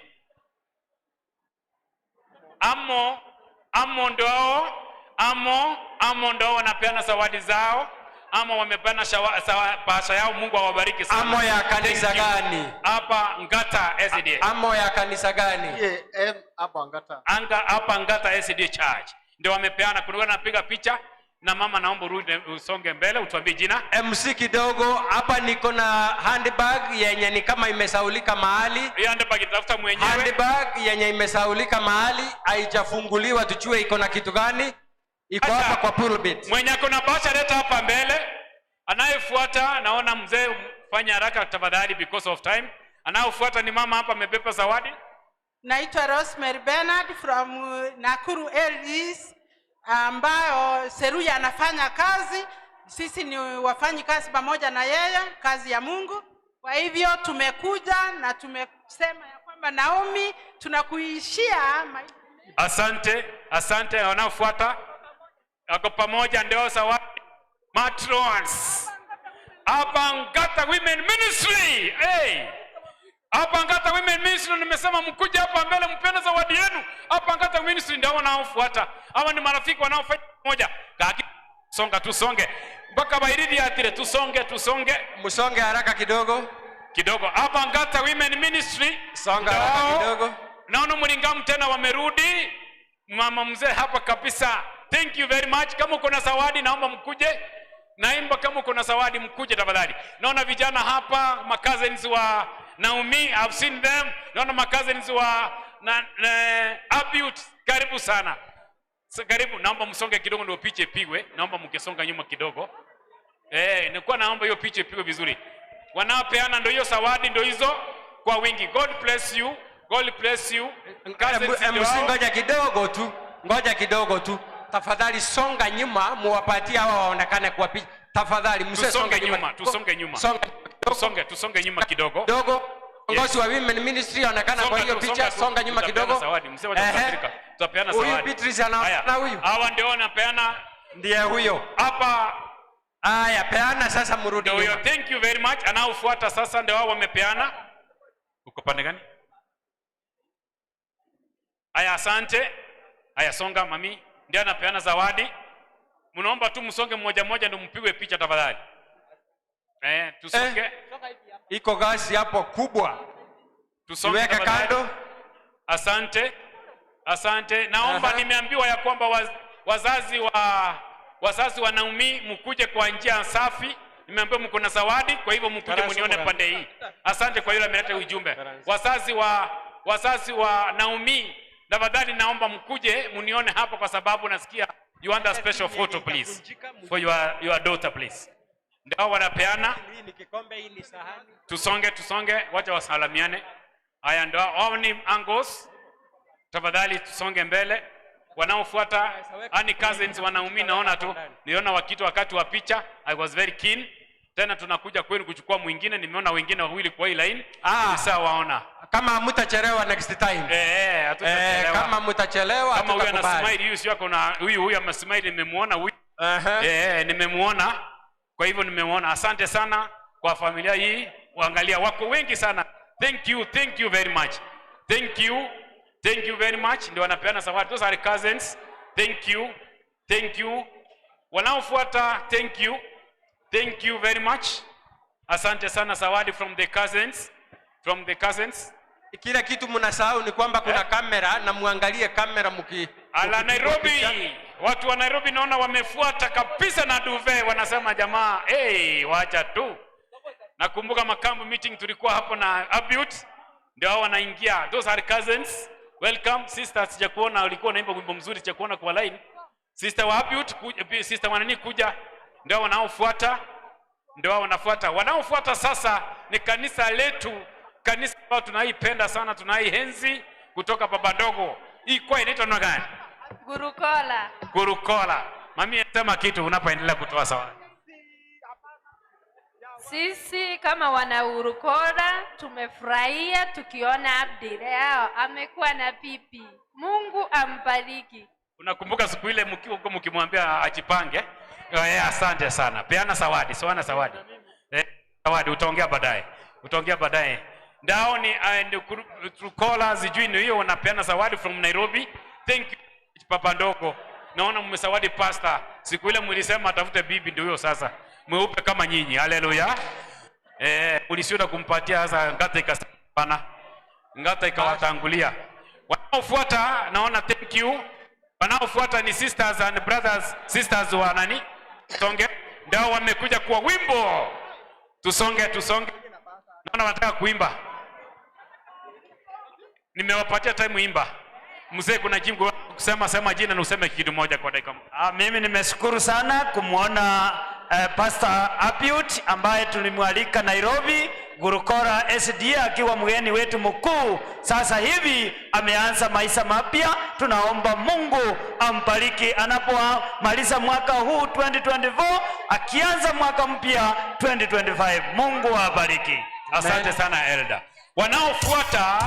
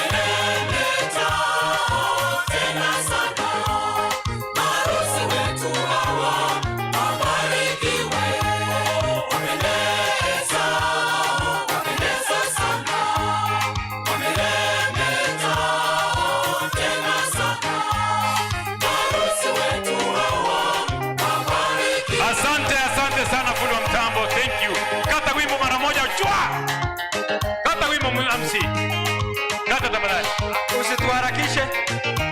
Tuko home ground. Ulikuwa unaniharakisha saa ile. Nyinyi ndio mlichelewa. Endelea.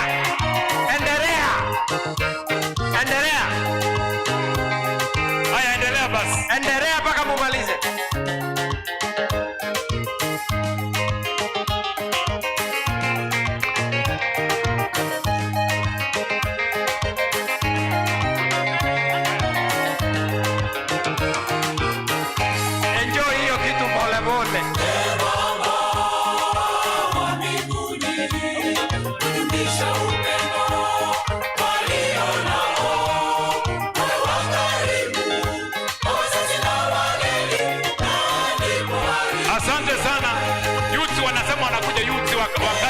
Wacha waendelee kukuja. Youth wamesema endelea nyinyi kuimba. Haya youth kuja sasa na yeye. Endelea tafadhali kumweka hiyo wimbo. Vijana weka wimbo ianze. Haya vijana wa hapa Ngata.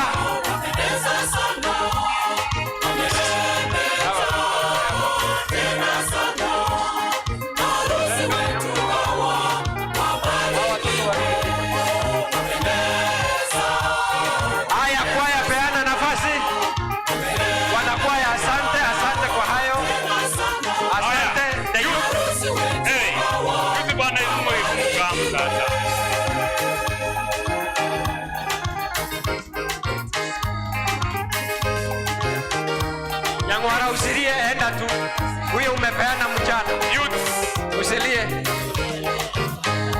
Roho safi.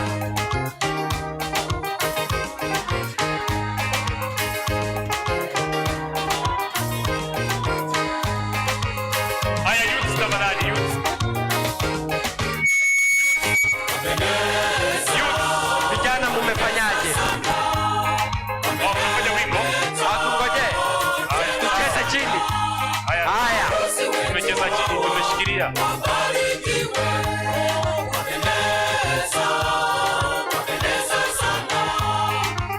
Haya, pole pole, msiende zaidi. Mkienda zaidi tunasimamisha.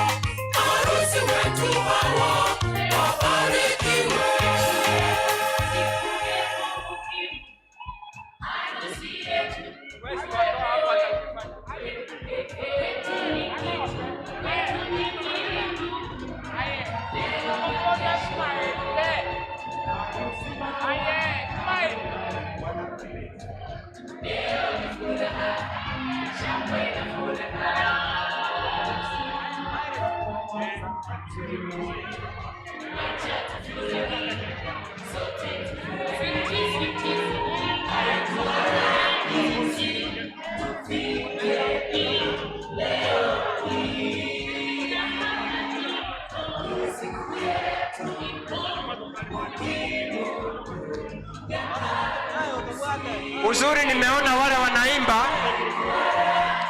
nimeona wale mnaimba, hizo harusi tunangojea zote.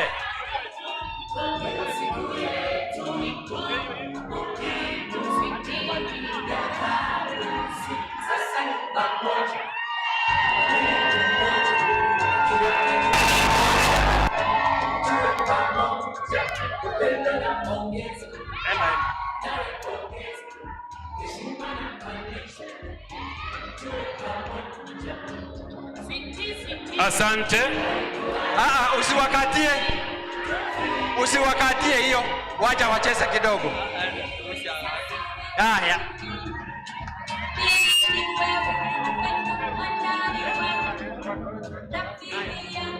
Usiwakatie hiyo, enda kabisa.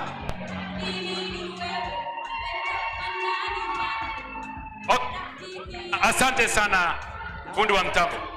Okay, nawaomba mkae tafadhali. There is a request, watu wa keki matrons. Thank you. Okay. The lead matron, Roda Nyagaka mahali huko. Okay. Njoo hapa mbele. Aya, kuna special request from Abute. There is a song aliwataka kushoot. We give you 2 minutes. Tafadhali msimame hapa, mfanye shooting yenu hii kwa sababu ni Abute ni mwandishi wa hiyo wimbo. Why is that choir? Aya, anza. Okay, kunao wamesimama hapa, there is a shooting inaendelea, muombe tunaona. Alafu nitaita family ya Abute mtoe zawadi tumalize tuingie kwa keki. Msimama. Thank you. Okay, these are special choir. Hii kwa ni Abute. Elder Thomas, toka hapo tafadhali because of time. Tutoka kabisa. Basta nikikwambia utaingia ukue hapa karibu next. Roda Nyagaka. Twende kazi. They are shooting. Wapatie muda tafadhali. Mike. Nani mwenye alikuwa anaongoza kinanda tafadhali, time inaenda. Okay, they are called something ministry.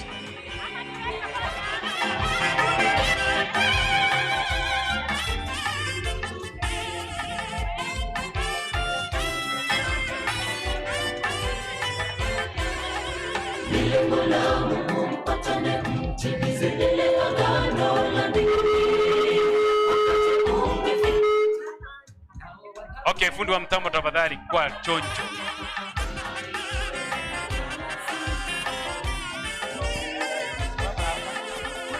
Aya kutaketa andole nde step nera kusote nemani.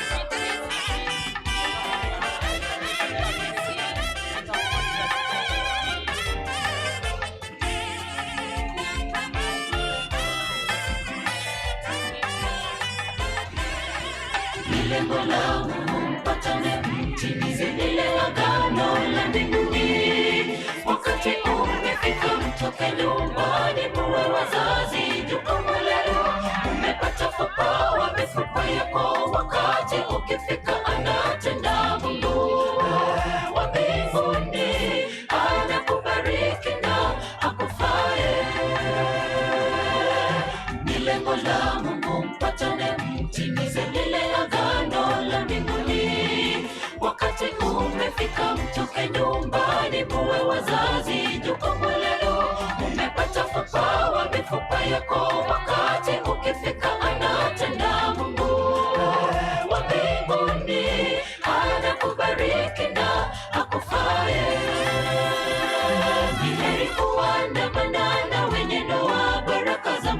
sufufu juu yenu. Ombi la kufunga lajibiwa, na Mungu wa mbinguni anawajali. Ametenda kwa wakati wake, azimio lenu ni furaha juu mbinguni. Ni heri kuandamana na wenye ndoa, baraka za Mungu sufufu juu yenu. Ombi la kufunga lajibiwa, na Mungu wa mbinguni anawajali. Ametenda kwa wakati wake, azimio lenu ni furaha juu mbinguni.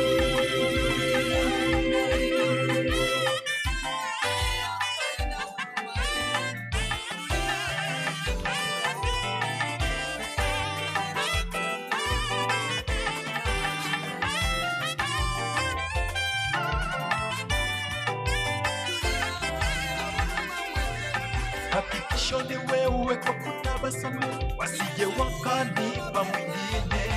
Nimekuchagua miongoni mwao, unapendeza sana. Baada yako umepata mbegu, tena Mungu wa dunia. Nisikie kwa sauti yako, nina raha moyoni. Hakikisho ni wewe kwa kutabasamu, wasije wakanipa mwingine. Nimekuchagua miongoni mwao, unapendeza sana.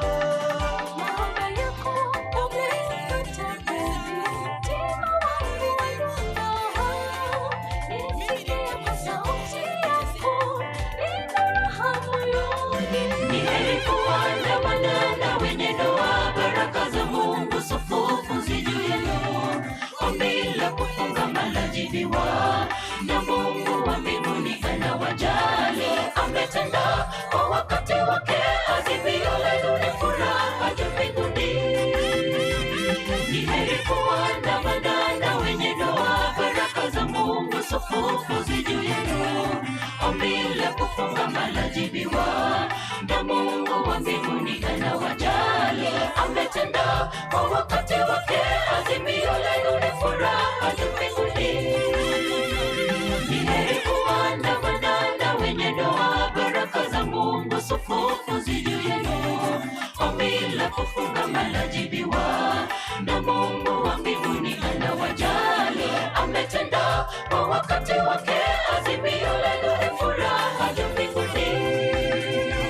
Ni heri kuandamana na wenye ndoa, baraka za Mungu sufufu juu yenu. Ombi la kufunga lajibiwa, na Mungu wa mbinguni anawajali. Ametenda kwa wakati wake, azimio lenu ni furaha juu mbinguni. Ni heri kuandamana na wenye ndoa, baraka za Mungu sufufu juu yenu.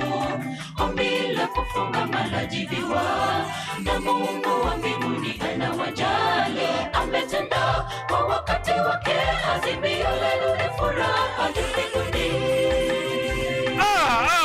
Twende! Haleluya! Hiyo hata hiyo kwa mimi naimba kutoka nyuma. Haleluya! MC ngoja kidogo. Yes. Nimesikia walikuwa wanarekodi hapa. Si mtuachie kitu kidogo ya kurekodi hapa ndani. Yaani tuwapatie kila kitu free. Wametupatia msichana mzuri ndio maana tumerekodia hapa. Haleluya! Wametupatia msichana mweupe ndio maana tumerekodia hapa. Haleluya!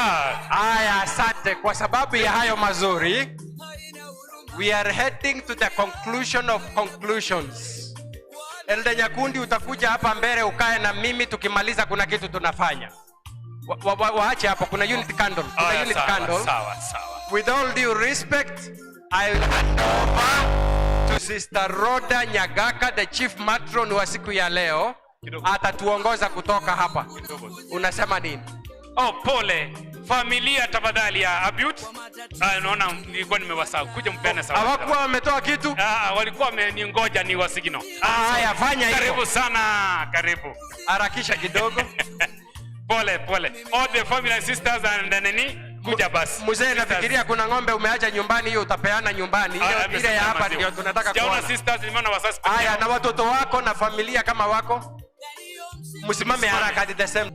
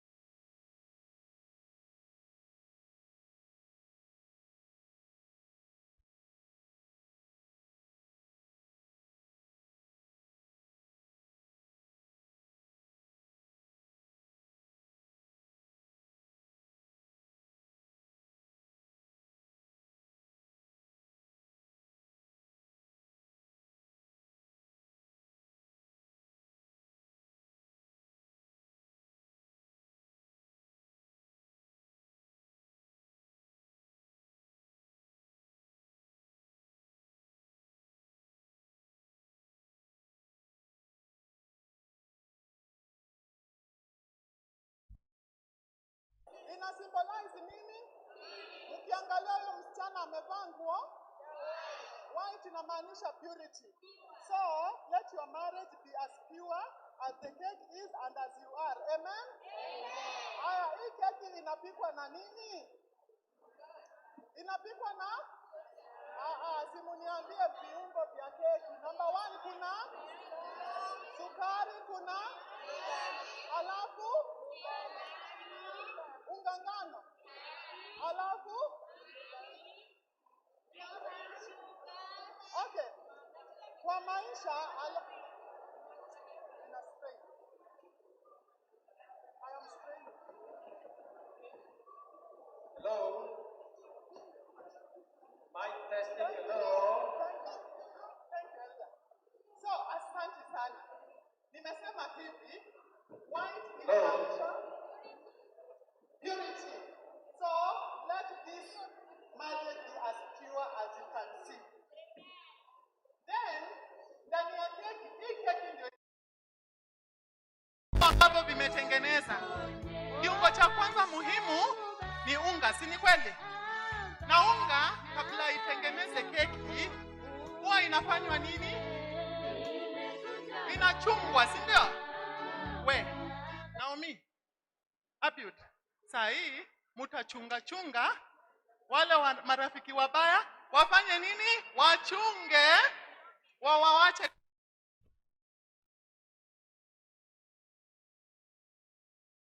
Sukari ni tamu ama si tamu? So, ndoa yenu iwe tamu. Hata kama saa ingine inaboo, weka tu kaladha kidogo. Sawa? Letea Naomi siku ingine chocolate tu. Saa ile unasikia ameboeka, unamletea nini? Peremende. Tu sawa? Unaongeza utamu na madoido. Hii nini keki iko na maua. Sawa? Pasta. Saa ingine unanunua kaflawa tu. Unamletea Naomi kuongeza utamu kwa ndoa, si ni kweli? Haya, hii keki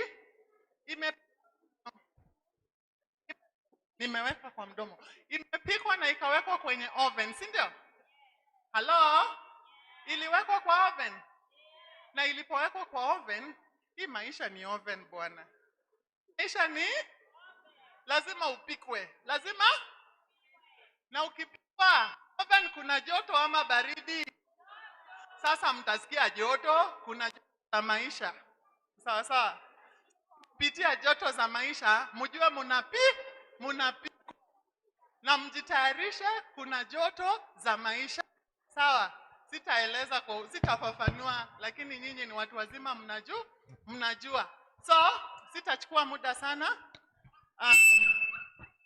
Ninataka sasa hao watu wawili watashika kisu. Shika nyote wawili kwa pamoja. Mambo yenu tafadhali muwe mkifanya pamoja. We Naomi, wao wanasema ati pesa za mumama ni za mumama, lakini za mubaba ni zetu, si ndio? Lakini mambo yenu vile mmeshika hiyo kisu, mfanye zote kwa pamoja, sawa? Put your things on the table and by that everything will be okay. Msifichane. Vile mumeshika hiyo kisu hivyo, maisha yenu yao ya kufanya vitu kwa pamoja. Sasa Tom, kuna wimbo yote ya kukata keki? Tom, tuwekee wimbo wa kukata keki, na unapotafuta wimbo tutaimba ule wimbo wetu wenye tunajua, si ndio? Haya, watakata hii keki wakianza, songa tu hapa. Kwanza juu hivi, hamtaikata lakini mta symbolize tu kuteremka mpaka chini, sawa? Haya, tunaoimbia kata. Ngoja, hawaimbi. Na mjua msipoimba hamli keki. Haya, kata keki, kata, msiogope. Tamu, keki ni tamu, keki ni tamu, Asante sana, keki ni tamu, tunataka kuona. Matron, njoo unishikie hii.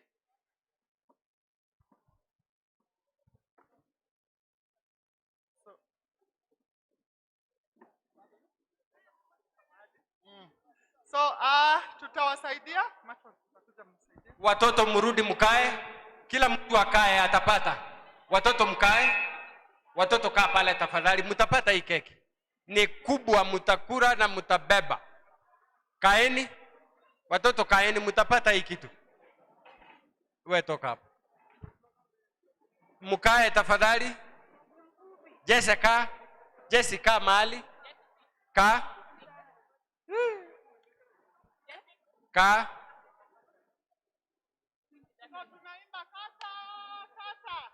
Kata keki, kata.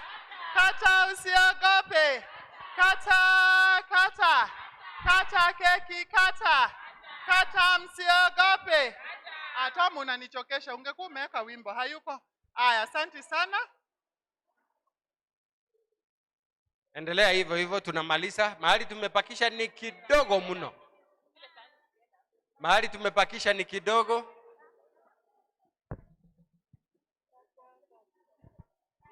Mchungaji ukae karibu kukura hii kitu kama unakuranga. Elda Nyagaka na wengine msimame hapa, mtalishwa tusimama. Simama hapo. Wazazi si wasonge mbele tu. Wanapelekewa. Wazazi wa kijana mko wapi? Na Murabu. Wazazi wa msichana wako wapi? Oh, bado mpo? Msichana. Asa mtarudi hivyo hivyo. Mpo hawajatoroka. Hawajatoroka. Aya, sasa Naomi kabla amlisha mume wake. Simama. Kabla amlisha mume wake kwa mara ya kwanza. Kwa mara ya tunataka kuona vile anamlisha mume wake. Na kabla hajamlisha si watu huombea chakula. Si ndio? Aya Naomi, si ufanye vile. Tuombe. For the gift of the meal, we thank you God through Jesus' name. Amen. Anakuanga mfupi hivyo. Wale watoto mnapiga kelele pale. Nyinyi. So tuone vile Naomi anamlisha mume wake. Taratibu.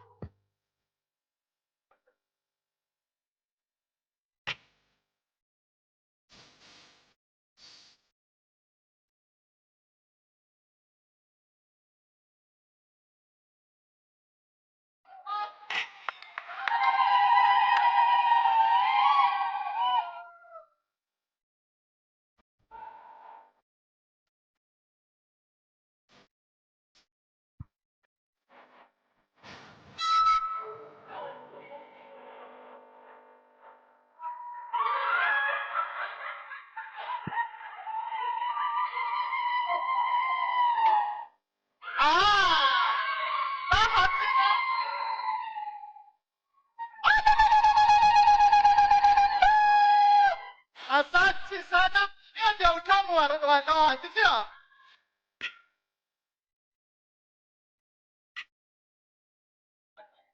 Mama hapa. Nyweshana, tuone vile wananyweshana.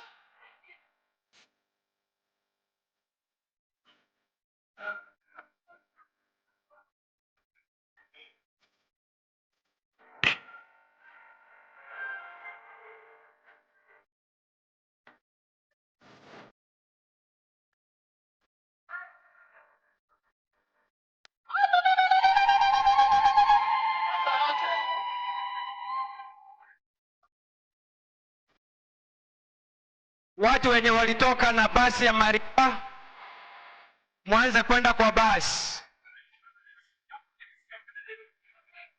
Mariwa Secondary School bus inatoka, mwenye mlitumia hiyo gari mwende kwa gari.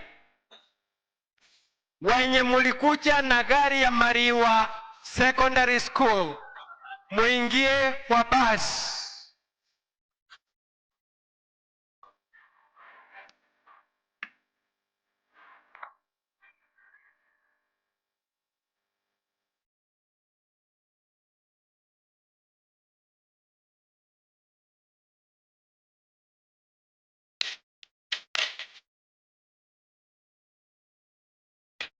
Wanatembea taratibu wakienda kulisha wazazi wao keki.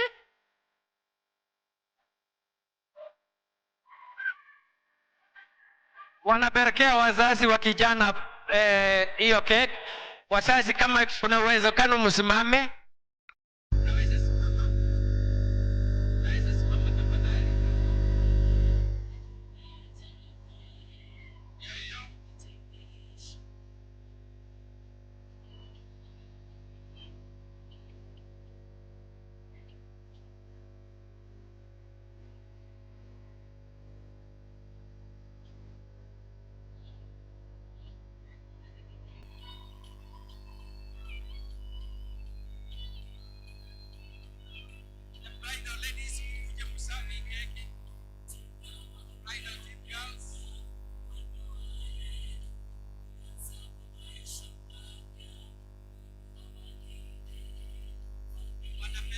Wanaenda kupeana keki kwa wazazi wa kijana.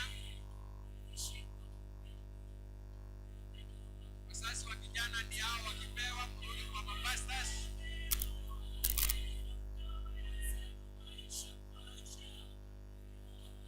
Nenda na hiyo nyumba, mwanzie nyumba tafadhali. Ikatakate iwe kidogo. Ikatakate.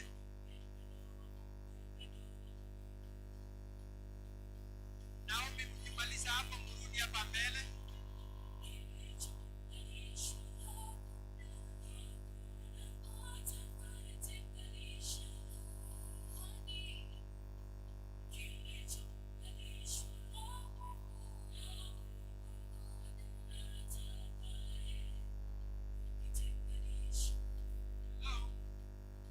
Naombi mkimaliza mkuje hapa mbele.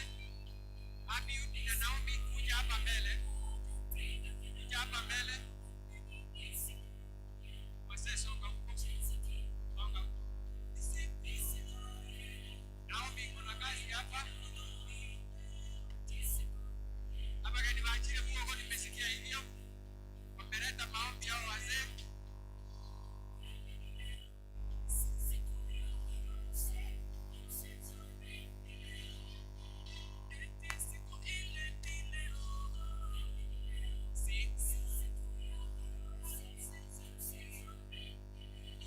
Haya, Naomi ndio huyu anapeana babake mkubwa Ella Nyagaka. Namna huyo. Wapi yule msi alikuwa hapa mbele?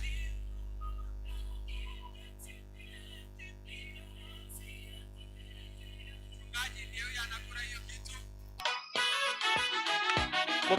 Mupatie.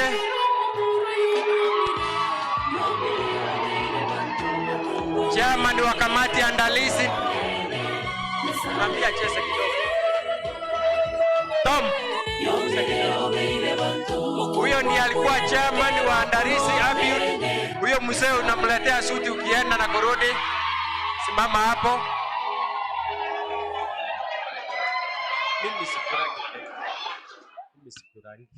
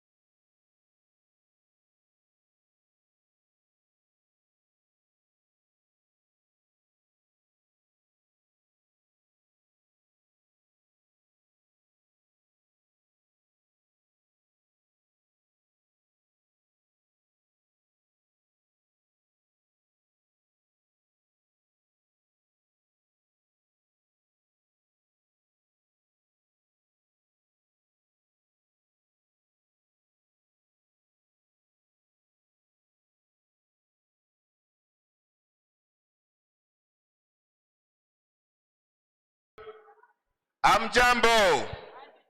Amjambo. Mi naona keki imekuwa tamu na mi naona kila mtu anashughulikia hii keki.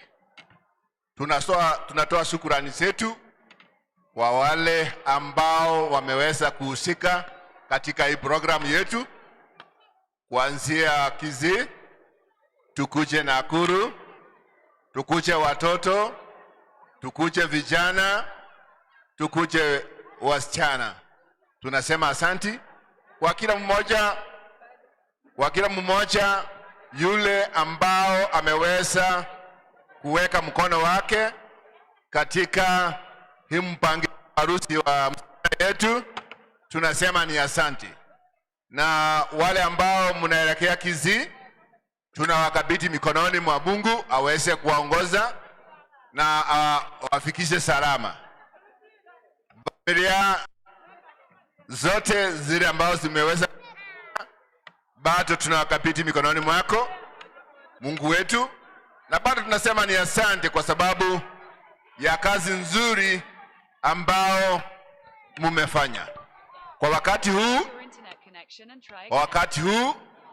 Natumai kina Naomi na Abihud wanaenda kuondoka. Mimi jambo moja tu nataka kuachia Naomi na Abihud. Jambo moja nataka kuachia Naomi na Abihud ni kuwa waaminifu na kuwa truthful. Hiyo tu itawasaidia. Ikiwa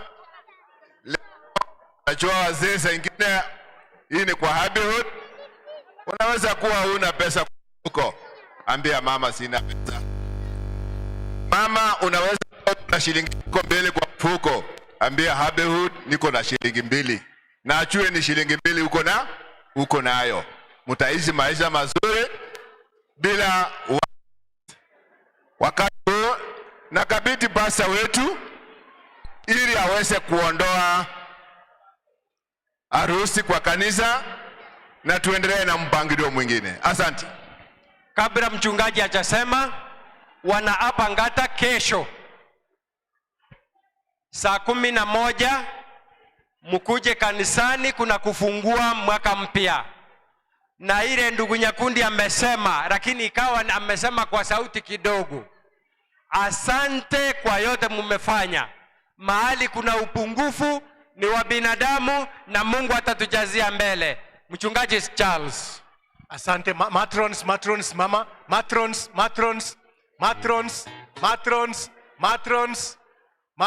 tafadhali tusimamishe hiyo. Matrons, simamisha hiyo kabisa. Weka sahani chini. Watoke kwa hiyo meza. Tusonge nyuma kidogo. Kanisa tusimame kwa ombi. Tukisimama kwa maombi hayo, tumeshukuru wote kabisa, wazazi wa Naomi, wazazi wa Abihud, tumeshukuru. Watoto tunaomba. Matron tunaomba.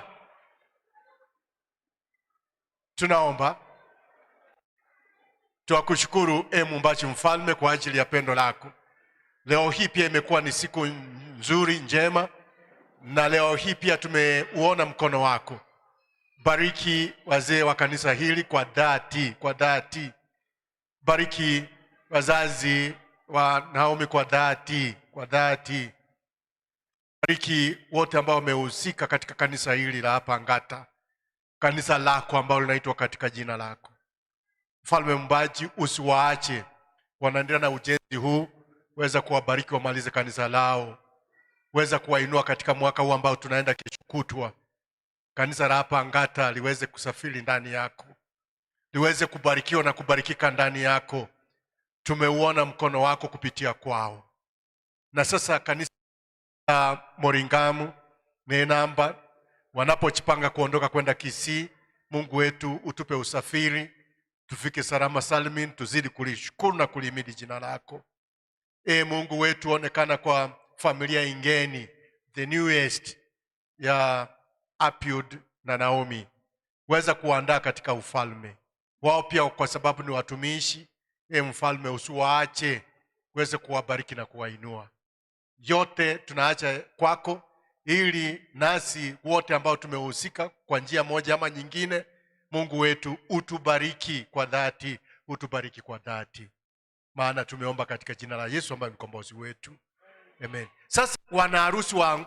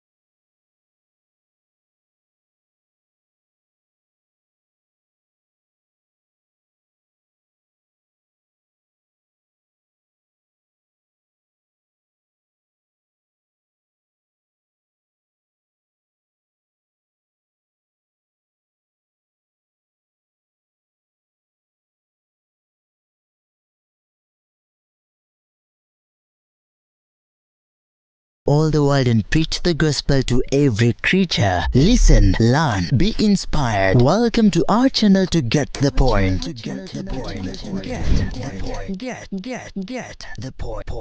Get the point. Take a step forward. We are thrilled to bring our vibrant worship direct to you. Join us online for heartfelt worship, inspiring sermons, and enriching fellowship. Connect our community as we celebrate faith, love, unity, and grow together in spirit. Stay connected by following us on our social media accounts. Get the Point on YouTube, Get the Point on Facebook, and follow us on TikTok at Get the Point and Instagram Get the Point Media. Get the point. Take a step forward. And he said unto them, Go ye into all the world and preach the gospel to every creature.